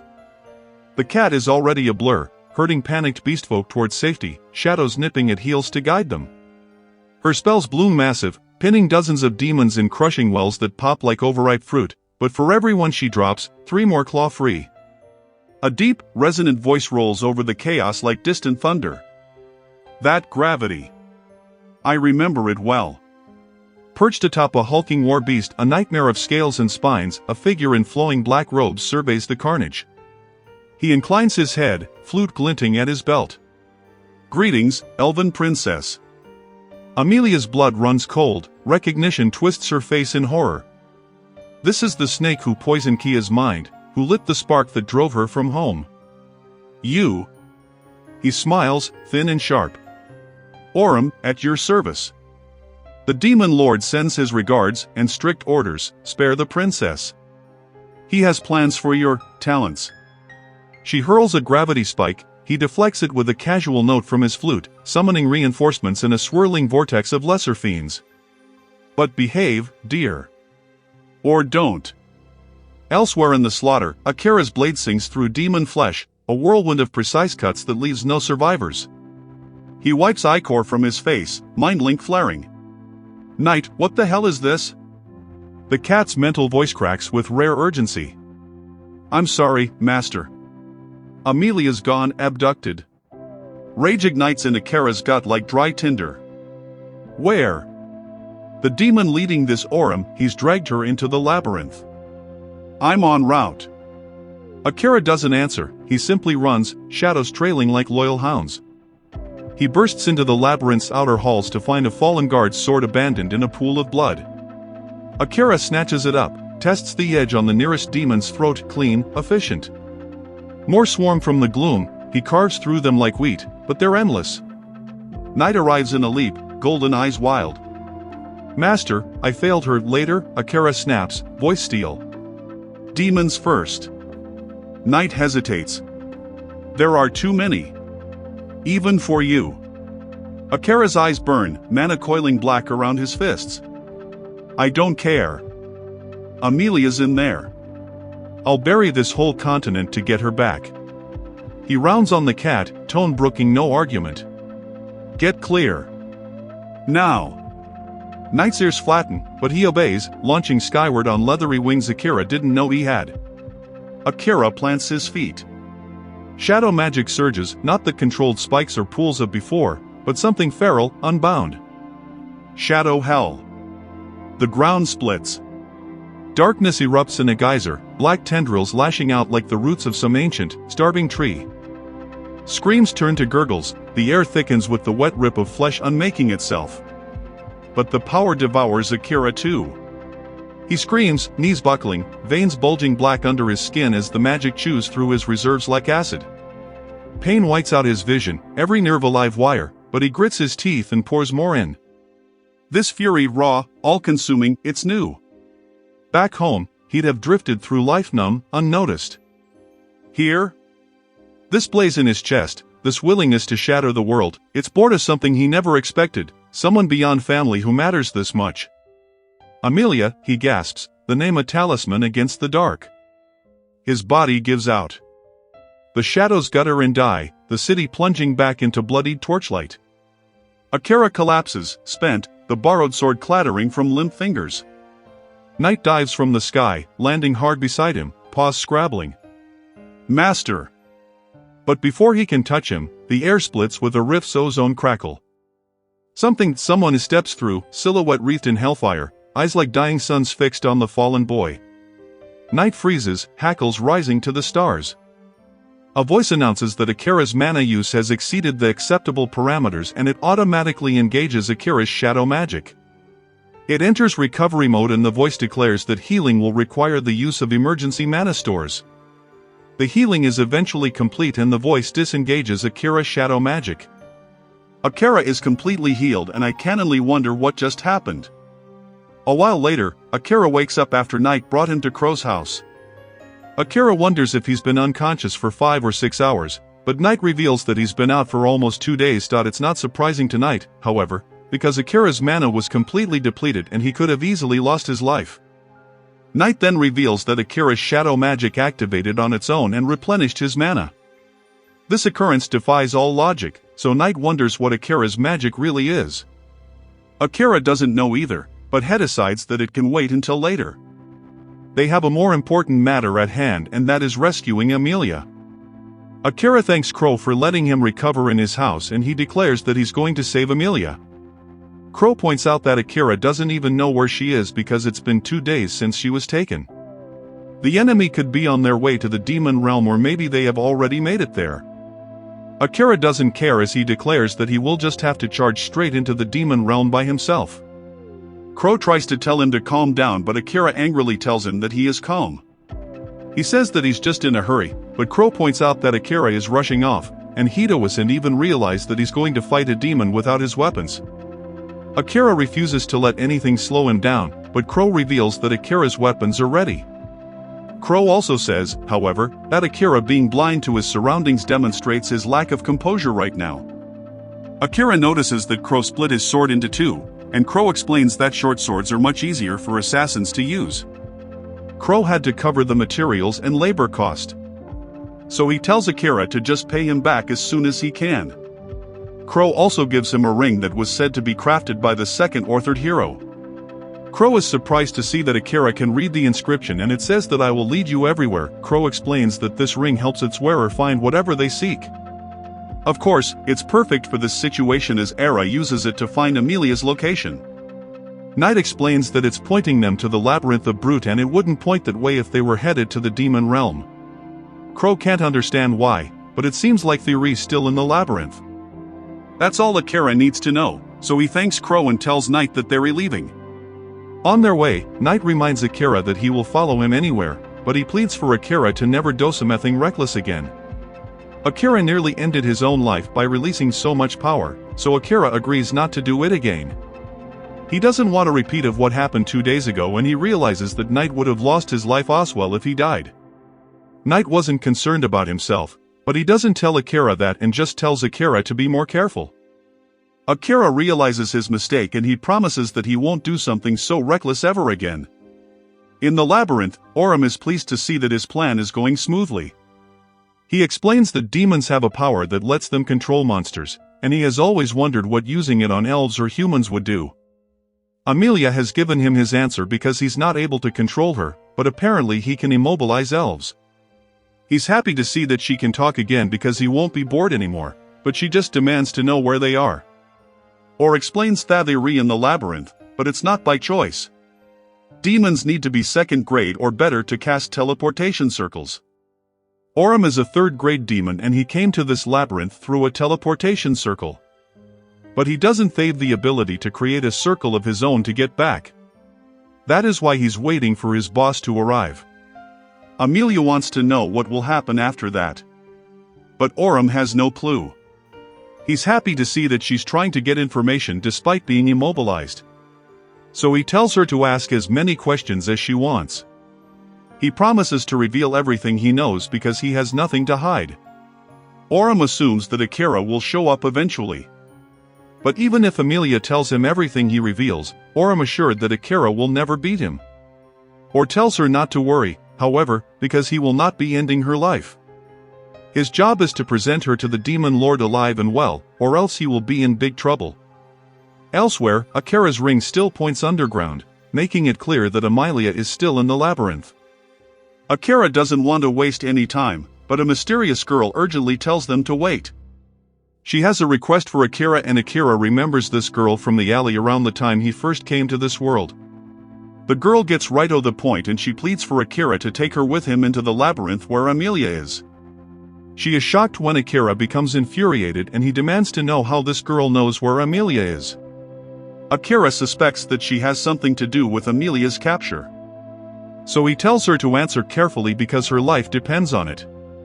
This girl's name is Leah, and she explains that she used her scent tracker skill. She tracked Amelia's scent, and it disappeared at the labyrinth's entrance. She also used this skill to find out that Akira was heading to the labyrinth. Knight confirms that scent tracker is a skill that commonly manifests in beast folk, so she isn't saying anything crazy. Akira stops being so suspicious, but now he demands to know what her intentions are. Leah reveals that she is the first princess of the beastfolk nation Yurik, and she received information that the demon lord is targeting Princess Amelia. She was going to warn Akira, so he demands to know why she didn't tell him immediately. Leah feared that he wouldn't believe her without proof. So she tried to investigate first. Unfortunately, all hell broke loose before she could find evidence, and now they are here. Akira thinks about how he doesn't want to use a certain ability, but he doesn't really have a choice. He uses World's Eye on Leah and determines that she isn't lying. He asks her what her spirit barrier skill does, and Leah can only wonder how he knows she has that skill. Akira doesn't tell her about his World's Eye and he just demands for her to answer the question. Leah explains that regular barriers can only be placed in fixed locations, but spirit barrier can be used on moving objects. She can even use it on individual people. So Leah is certain that she can be useful to Akira. Leah fears that the demon lord is after Amelia because of her resurrection magic. So she declares that they can't let him have it. Akira instructs her to get on Knight's back, but Knight wonders if they can really trust her. Akira determines that Leah's ability will help keep Amelia safe so the girl can make herself useful just like she said. In the labyrinth, Aurum confirms that the Demon Lord wants Amelia's resurrection spell. Amelia points out that demons have practically infinite lifespans and they don't lose their lives easily. They're already the most powerful race, so she can't understand why the Demon Lord needs her resurrection spell. Aurum doesn't know either because while it is rare magic, it doesn't work if the subject has been dead for too long. Aurum says that none of this really matters because Amelia won't be able to resurrect Akira when he eliminates him in a few minutes. This is because Aurum dealt a lethal blow to Amelia and she had to use her magic on herself earlier. Or is truly evil as Hatsan wait to see Amelia cry after he ends Akira's life. He makes things even worse as he remembers how Amelia's sister Bald let her eyes out when Liam died. He expects an even better show from Amelia when he covers Akira in his own blood. Outside, Akira reminds Leah that they met before and he wonders what she was doing in Reddit City. Leah explains that her family was abducted by a dark slime and she was looking for them. Leah reveals that she was adopted by the royal family, but before that, she lived in a small remote village. One day, a dark slime showed up in town, viewed it wasn't that big of a deal at first. Slime monsters normally go down with one blow, but for some reason, this one was able to consume her father, mother, and her little brother. It didn't stop there either, as it also consumed all the other villagers. It's obvious that someone modified that slime and released it out into the wild. This is a huge mystery, and Akira is sure that this is also what happened to Amelia. Leah continues by explaining that the royal family offered to adopt her because they were seeking her skills as a protector. Soon she became the princess and used her authority to look into the incident. Her investigation led her to Reddit City and that is where they met. She reveals that her village wasn't the only one that fell victim to the dark slime. A large number of beast folk and humans also went missing. Their lives were then consumed as part of the summoning ritual in Redis. Akira becomes furious after hearing this because he realizes that this was the truth behind all the king's lies. Leah goes on to say that her family and her people were all sacrificed to summon the newest hero. The reason she went into town that day was so she could get a good look at him. Akira points out that he was summoned to this world as well, so he's one of the people that she should hold a grudge against. Leah knows, however, that those summoned are not to blame. The real culprits are the king and the princess because they're directly responsible. Akira has his own vendetta against them and he doesn't believe for one second that he and his schoolmates were really summoned to stop the demons. Knight confirms that Akira's right to feel this way because he knows even more of the truth. He reveals that the demons haven't even attempted any conquest in the last century. The other races are simply under the impression that demons are a despicable evil. Akira can't believe it, but there's no time for discussion. They have arrived at the labyrinth and it's time to rescue Amelia. Inside, Leo points out that they will have to eliminate a certain number of monsters on each floor to activate the stairs that lead to the lower floors. It's a rule common to all labyrinths, and it was put in place by their creator, the first Demon Lord. There is no way around it, but Akira isn't concerned because he says that his shadow magic can wipe out all the monsters needed. Knight points out that Akira will have to fight a demon when they reach Amelia. So he warns Akira not to exhaust himself right now. Akira says that he has no choice because every moment they waste only puts Amelia's life at risk even more. Knight tells him not to worry because he can simply shapeshift and handle all the peons himself. It will be easy, but there's no guarantee that Knight will stay in control in the form that he's planning to shapeshift into. Knight fears that he might end up losing his mind and hurting his friends. Knight would like to believe that his instincts will no longer consume him, but he can't know for sure. Akira reminds Knight that he's looking after him now, so as long as they read together, Knight will be fine. Knight is inspired by his master, and Akira points out that Knight is his only hope right now. Knight agrees to do his best, and he transforms into his most powerful form. They must move quickly, so Knight powers his way through several monsters with their heroes on his back. Akira tells Leah to hold on tight because if she falls off, then she's done for. Knight soon becomes erratic and he doesn't respond when Akira tries to reach him. He's starting to lose control, but luckily Akira's voice manages to reach Knight. Akira reminds him to stay calm and Knight asks Akira if he can keep calling out to him. If he does, then Knight believes that he will be able to stay in control. Of course, Akira agrees, so he keeps talking to Knight as they make their way through the labyrinth. Akira wants to know why demons are hated so much. So, Knight explains that the first demon lord attacked the other races. He did it as payback after he was driven to the barren continent of Volcano. The other races still hold a grudge from that era as the demon lord was determined to be the root of all evil. In the end, it's all just a perception and it has brought about much tragedy to both sides. A few generations back, the demon lord's wife had her life ended by someone. It wasn't a hero, and it was just some fool who wanted to make a name for himself.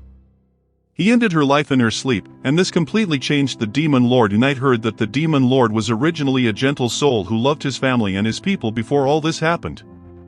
Akira can't help but think about how unfortunate this story is, but that doesn't change what's happening now. If the current demon lord has ordered Familia's abduction, then Akira vows to make him pay. Knight accepts his master's decision, but he wants Akira to keep in mind that not all demons are the same.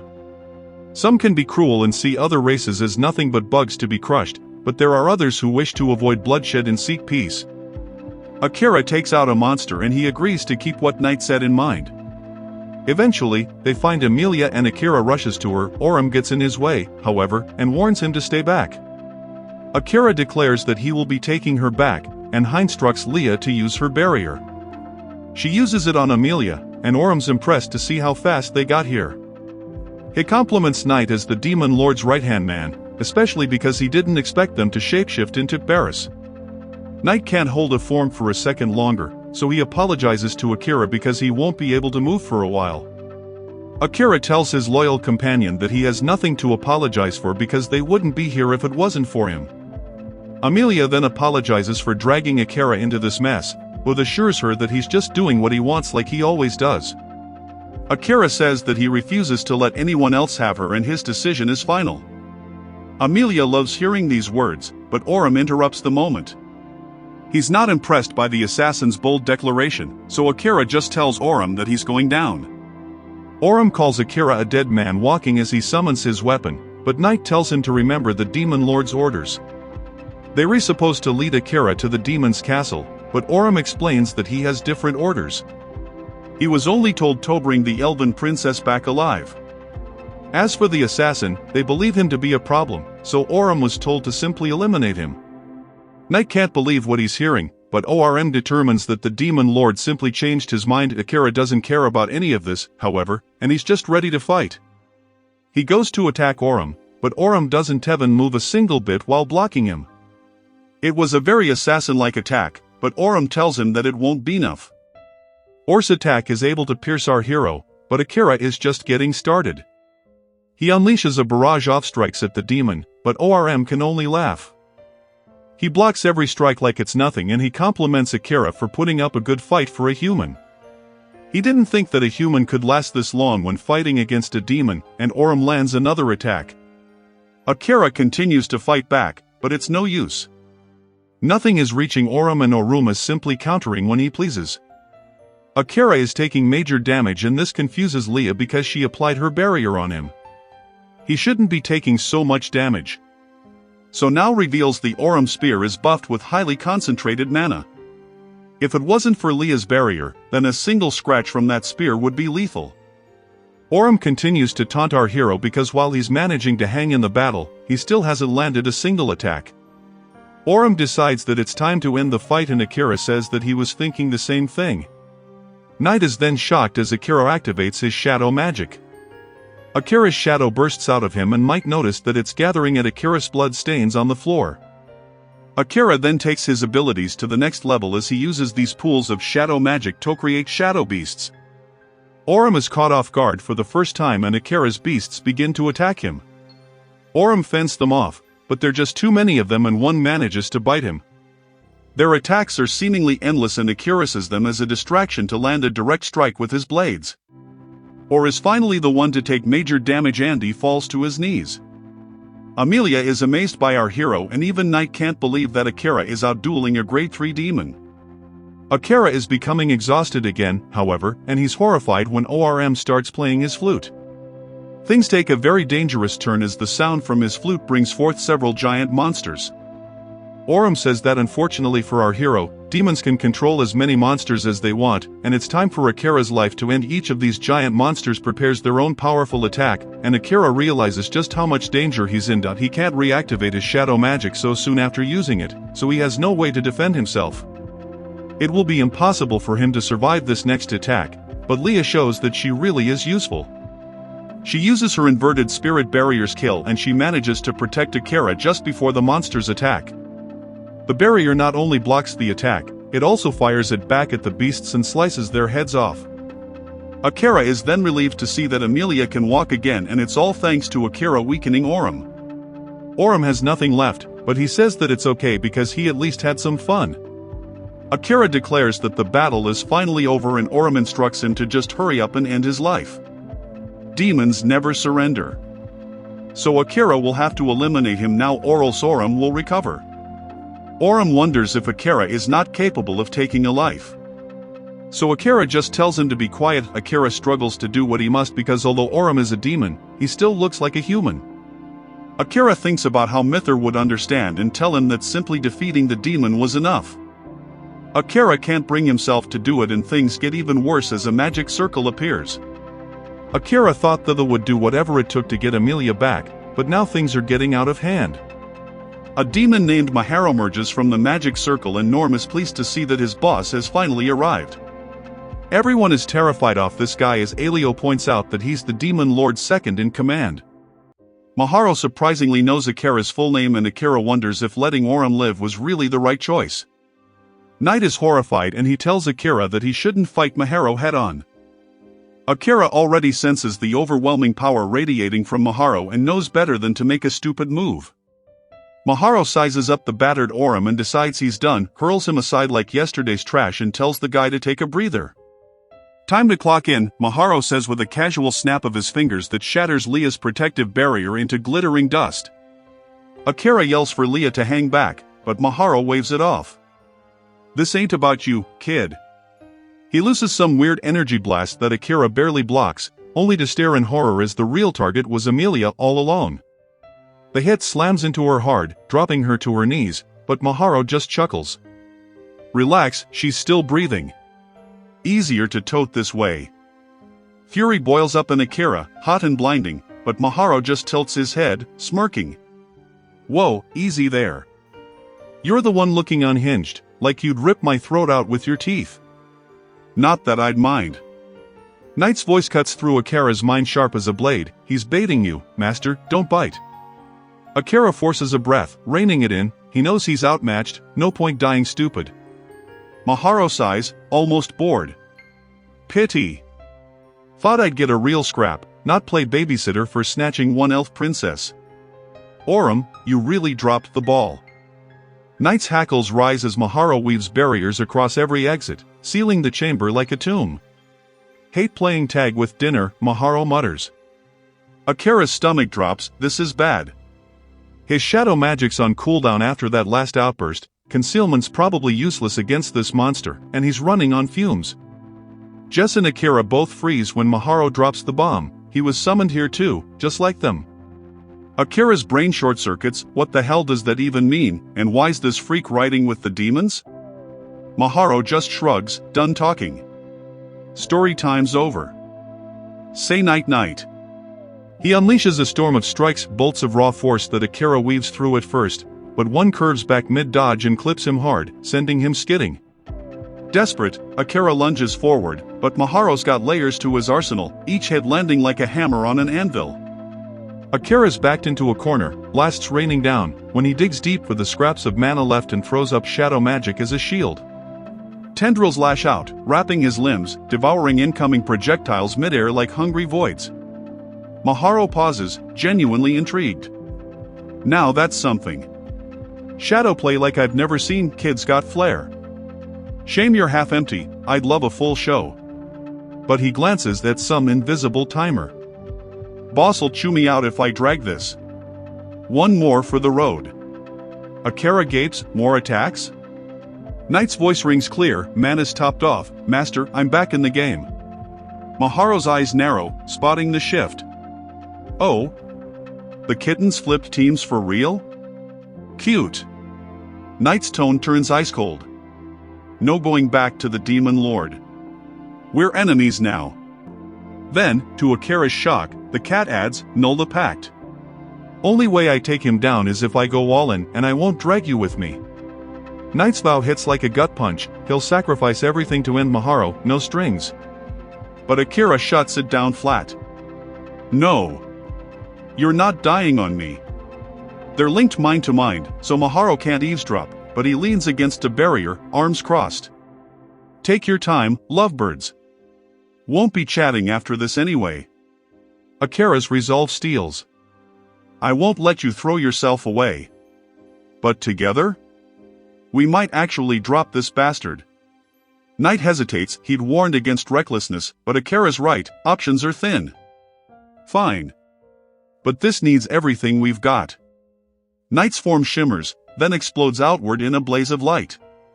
Akira stares, slack-jawed, as the cat morphs into Mithray. The old knight's grizzled face, that unyielding stance, hits him, down to the scars. Even Maharo's smirk falters. The sage? Back from the grave? Knight Mithray now nods grimly. Only shift that matches you. But I can't hold it long. We end this fast. Akira's already nodding. My thoughts exactly. The clash ignites. Maharo floods the chamber with strikes, arcs of searing light, void lances, tempests of force, but the duo dances through, Akira's shadows blurring his steps while Knight parries with knightly precision. Knight channels Mithray's signature, Heavenly Gale. A colossal cloud of raw energy blooms overhead, swirling with divine fury. Maharo laughs, nostalgic. Haven't seen that since the old days. Knight compresses it into the hammer of light, a radiant maul crashing down like judgment. Maharo counters with a flawless light ward, the impacts exploding in a starburst that shakes the walls. Keep it coming. Akira shouts. The glare sharpens his shadows to razor edges, he grins feral. This light show? It's making me stronger. We got this. Maharo adapts fast, spells erupting from every angle, flames that walk, blades of wind, but Akira cloaks himself in living shadow, a second skin boosting his speed to blurs.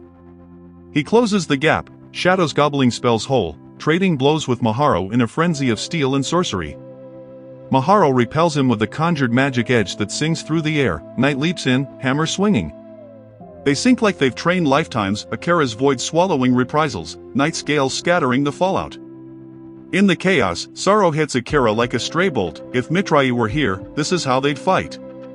Side by side. Sorry, he mutters to Knight. All I can think about is payback. Knight's voice cracks urgent, shifts fading, wrap it up. Akira steals himself. One shot. This ends now. Maharo sneers. Cocky to the grave, kid. Akira coils for the kill, shadow speaking, then agony lances through him. Amelia's hand bursts from his chest, slick with his blood. Time fractures. Her face crumples in horror, she yanks free, screaming, as Akira crumples, lifeless. Knight roars, Master. Amelia collapses beside him, sobbing apologies, hands pressing futile against the wound. Akira's voice rasps faint, blood bubbling. Not your fault. Knight snarls at Maharo, what did you do? Maharo dusts his hands, casual. Body puppet. Snagged her in that circle earlier, puppets the victim, cranks their power to max, juices M with my own stats. Handy for volunteers. Akira chokes out words, fading. Can't end here. Won't let you take her. Got. Mithray's revenge. Family, waiting. Amelia wails his name, his eyes dim. Then, the void stirs. A cold, mechanical voice echoes from the shadows, wounds exceed parameters. Recovery protocol engaged. Black tendrils surge from Akira's form, knitting flesh, staunching blood. Everyone gapes as the gash seals, color returning. Maharo's eyes widen. Still kicking? Persistent little shit. He hurls another barrage only for shadows to rise like a wall, devouring it whole. Healing surge is complete, Akira floats upward, eyes snapping open, wreathed in midnight aura.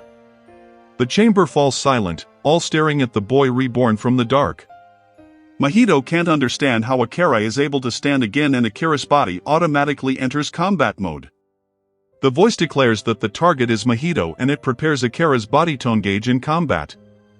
Akira's body moves like some kind of zombie and Ma can't help but be creeped out. Ma tells Akira to just die already as he goes into attack, but Akira surprisingly manages to do some damage to the demon. Ma harasses another one of his spells, but Akira is too quick and he captures Maharo using his Shadowbind ability. Maharo can't wrap his head around what changed and he asks Akira if something's controlling him. Maharo only gets ignored and the voice issues a warning directly to Maharo. It tells him to cancel the spell cast on Amelia and instructs him to surrender. Mahar refuses to listen to these warnings and he declares that humans will never measure up to demons. Demons will always be higher in the pegging order than humans, and that is just how things are. The voice tells Maharo not to make assumptions because the world isn't that simple. Ma refuses to let this voice talk down to him. So he prepares an attack aimed at Amelia. Amelia can only scream because her legs can't move and she won't be able to get away. This attack is impossible to stop. So Maharo tells Akira to go rescue Amelia so their lives can end together. Just then, Akira wakes up and he doesn't even hesitate to protect her. He shields Amelia's body with his own and he's prepared to sacrifice himself. Suddenly, the attack stops out of nowhere and the entire spell is destroyed. It turns out that Crow has made it just in time and he rescued our heroes. Mahar knows Crow well, but he's confused about something.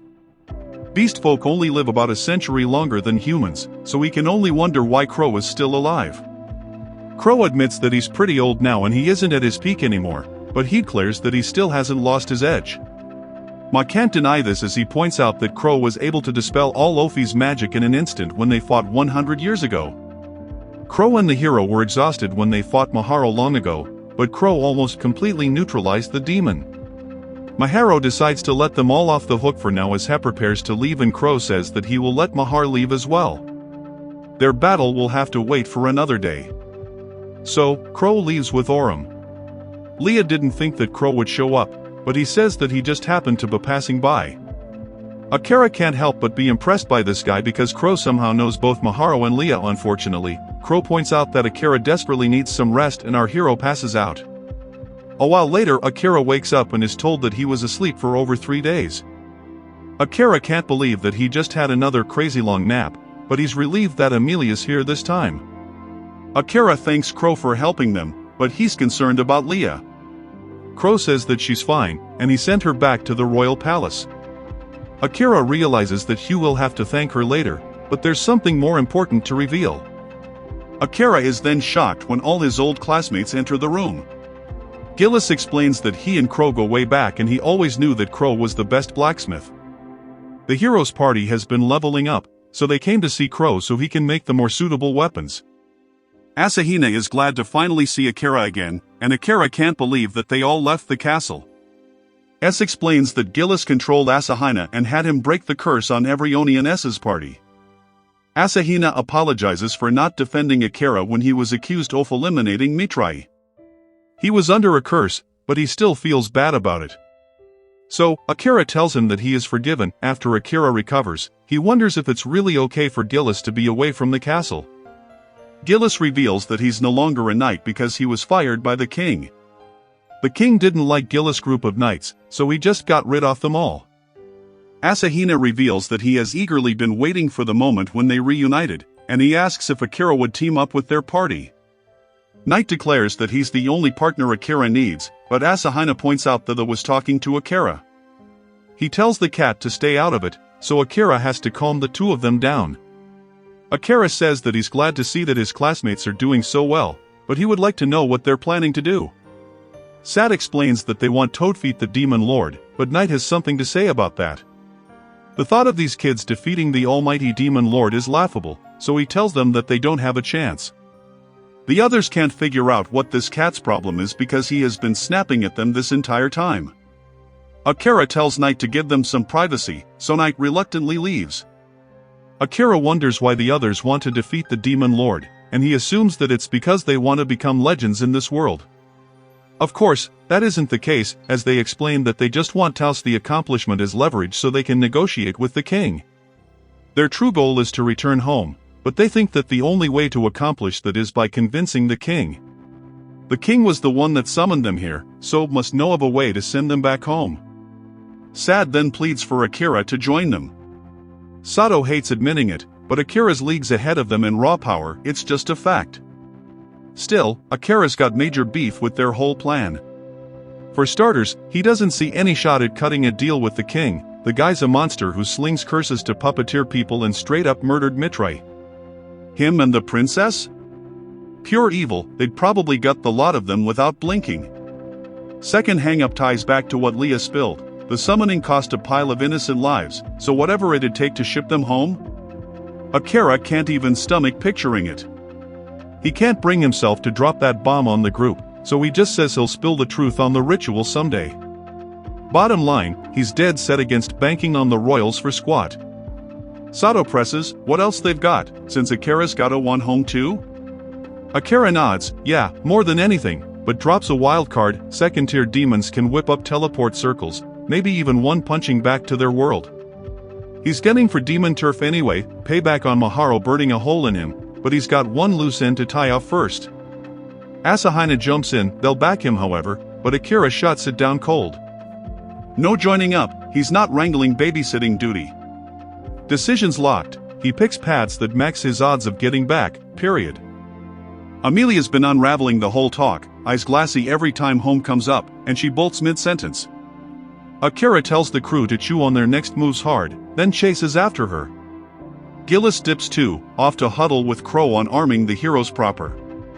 Sato's still sold on linking with Akira as their golden ticket, and the rest wish he'd bend a little, but nigh the line in the sand's clear. Akira won't squat up till they prove they can hang. He finds Amelia by a quiet overlook, staring at the horizon like it'll swallow her whole. She nods slow, voice thick. We always knew we'd split someday. Thought I'd made my peace, but facing it? Terrifying. She apologizes again, but he cuts in, not her fault, the stabbing. She knows, but that's not it, she's sorry for something uglier. Hurting him that bad rector at first, but over time? A twisted relief crept in. When he ships home, he'll erase her, poof, gone from his head. At least the scar she carved? That's forever, a mark he can't forget. She cringes, hating how selfish it sounds, damning herself for it.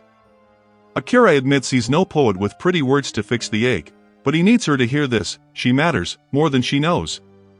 She half smiles, bitter, yeah, but her world I can't crack hearts, can't read souls. People flip on a dime anyway, he'll wake up one day and she's dust. Akira concedes the future's a crapshoot, but then he draws his blade, laying it gentle in her palms. Back home, couples swear forever with rings on the third finger, left hand, binding promise. She freezes, begging him to stop as he guides her hand, but he's ironclad, eyes locked on hers. I love you, Amelia. The edge bites, carving a thin ring of red around his finger. If this makes you smile? Scar me 1,000 times over. Tears spill down her cheeks, she chokes out she loves him deeper than words, fiercer than stars. Wants the match, same mark, same vow. He gives it, steady. Tell me everything you wish. I'll burn the world to make it real. She whispers, stay alive, never forget, eyes only for her, forever. He swears it all, sealing everyone. She's glowing through the salt, happier than she's ever been, and they lean in, lips meeting soft and sure, the world fading to just them. Thanks for watching my recap.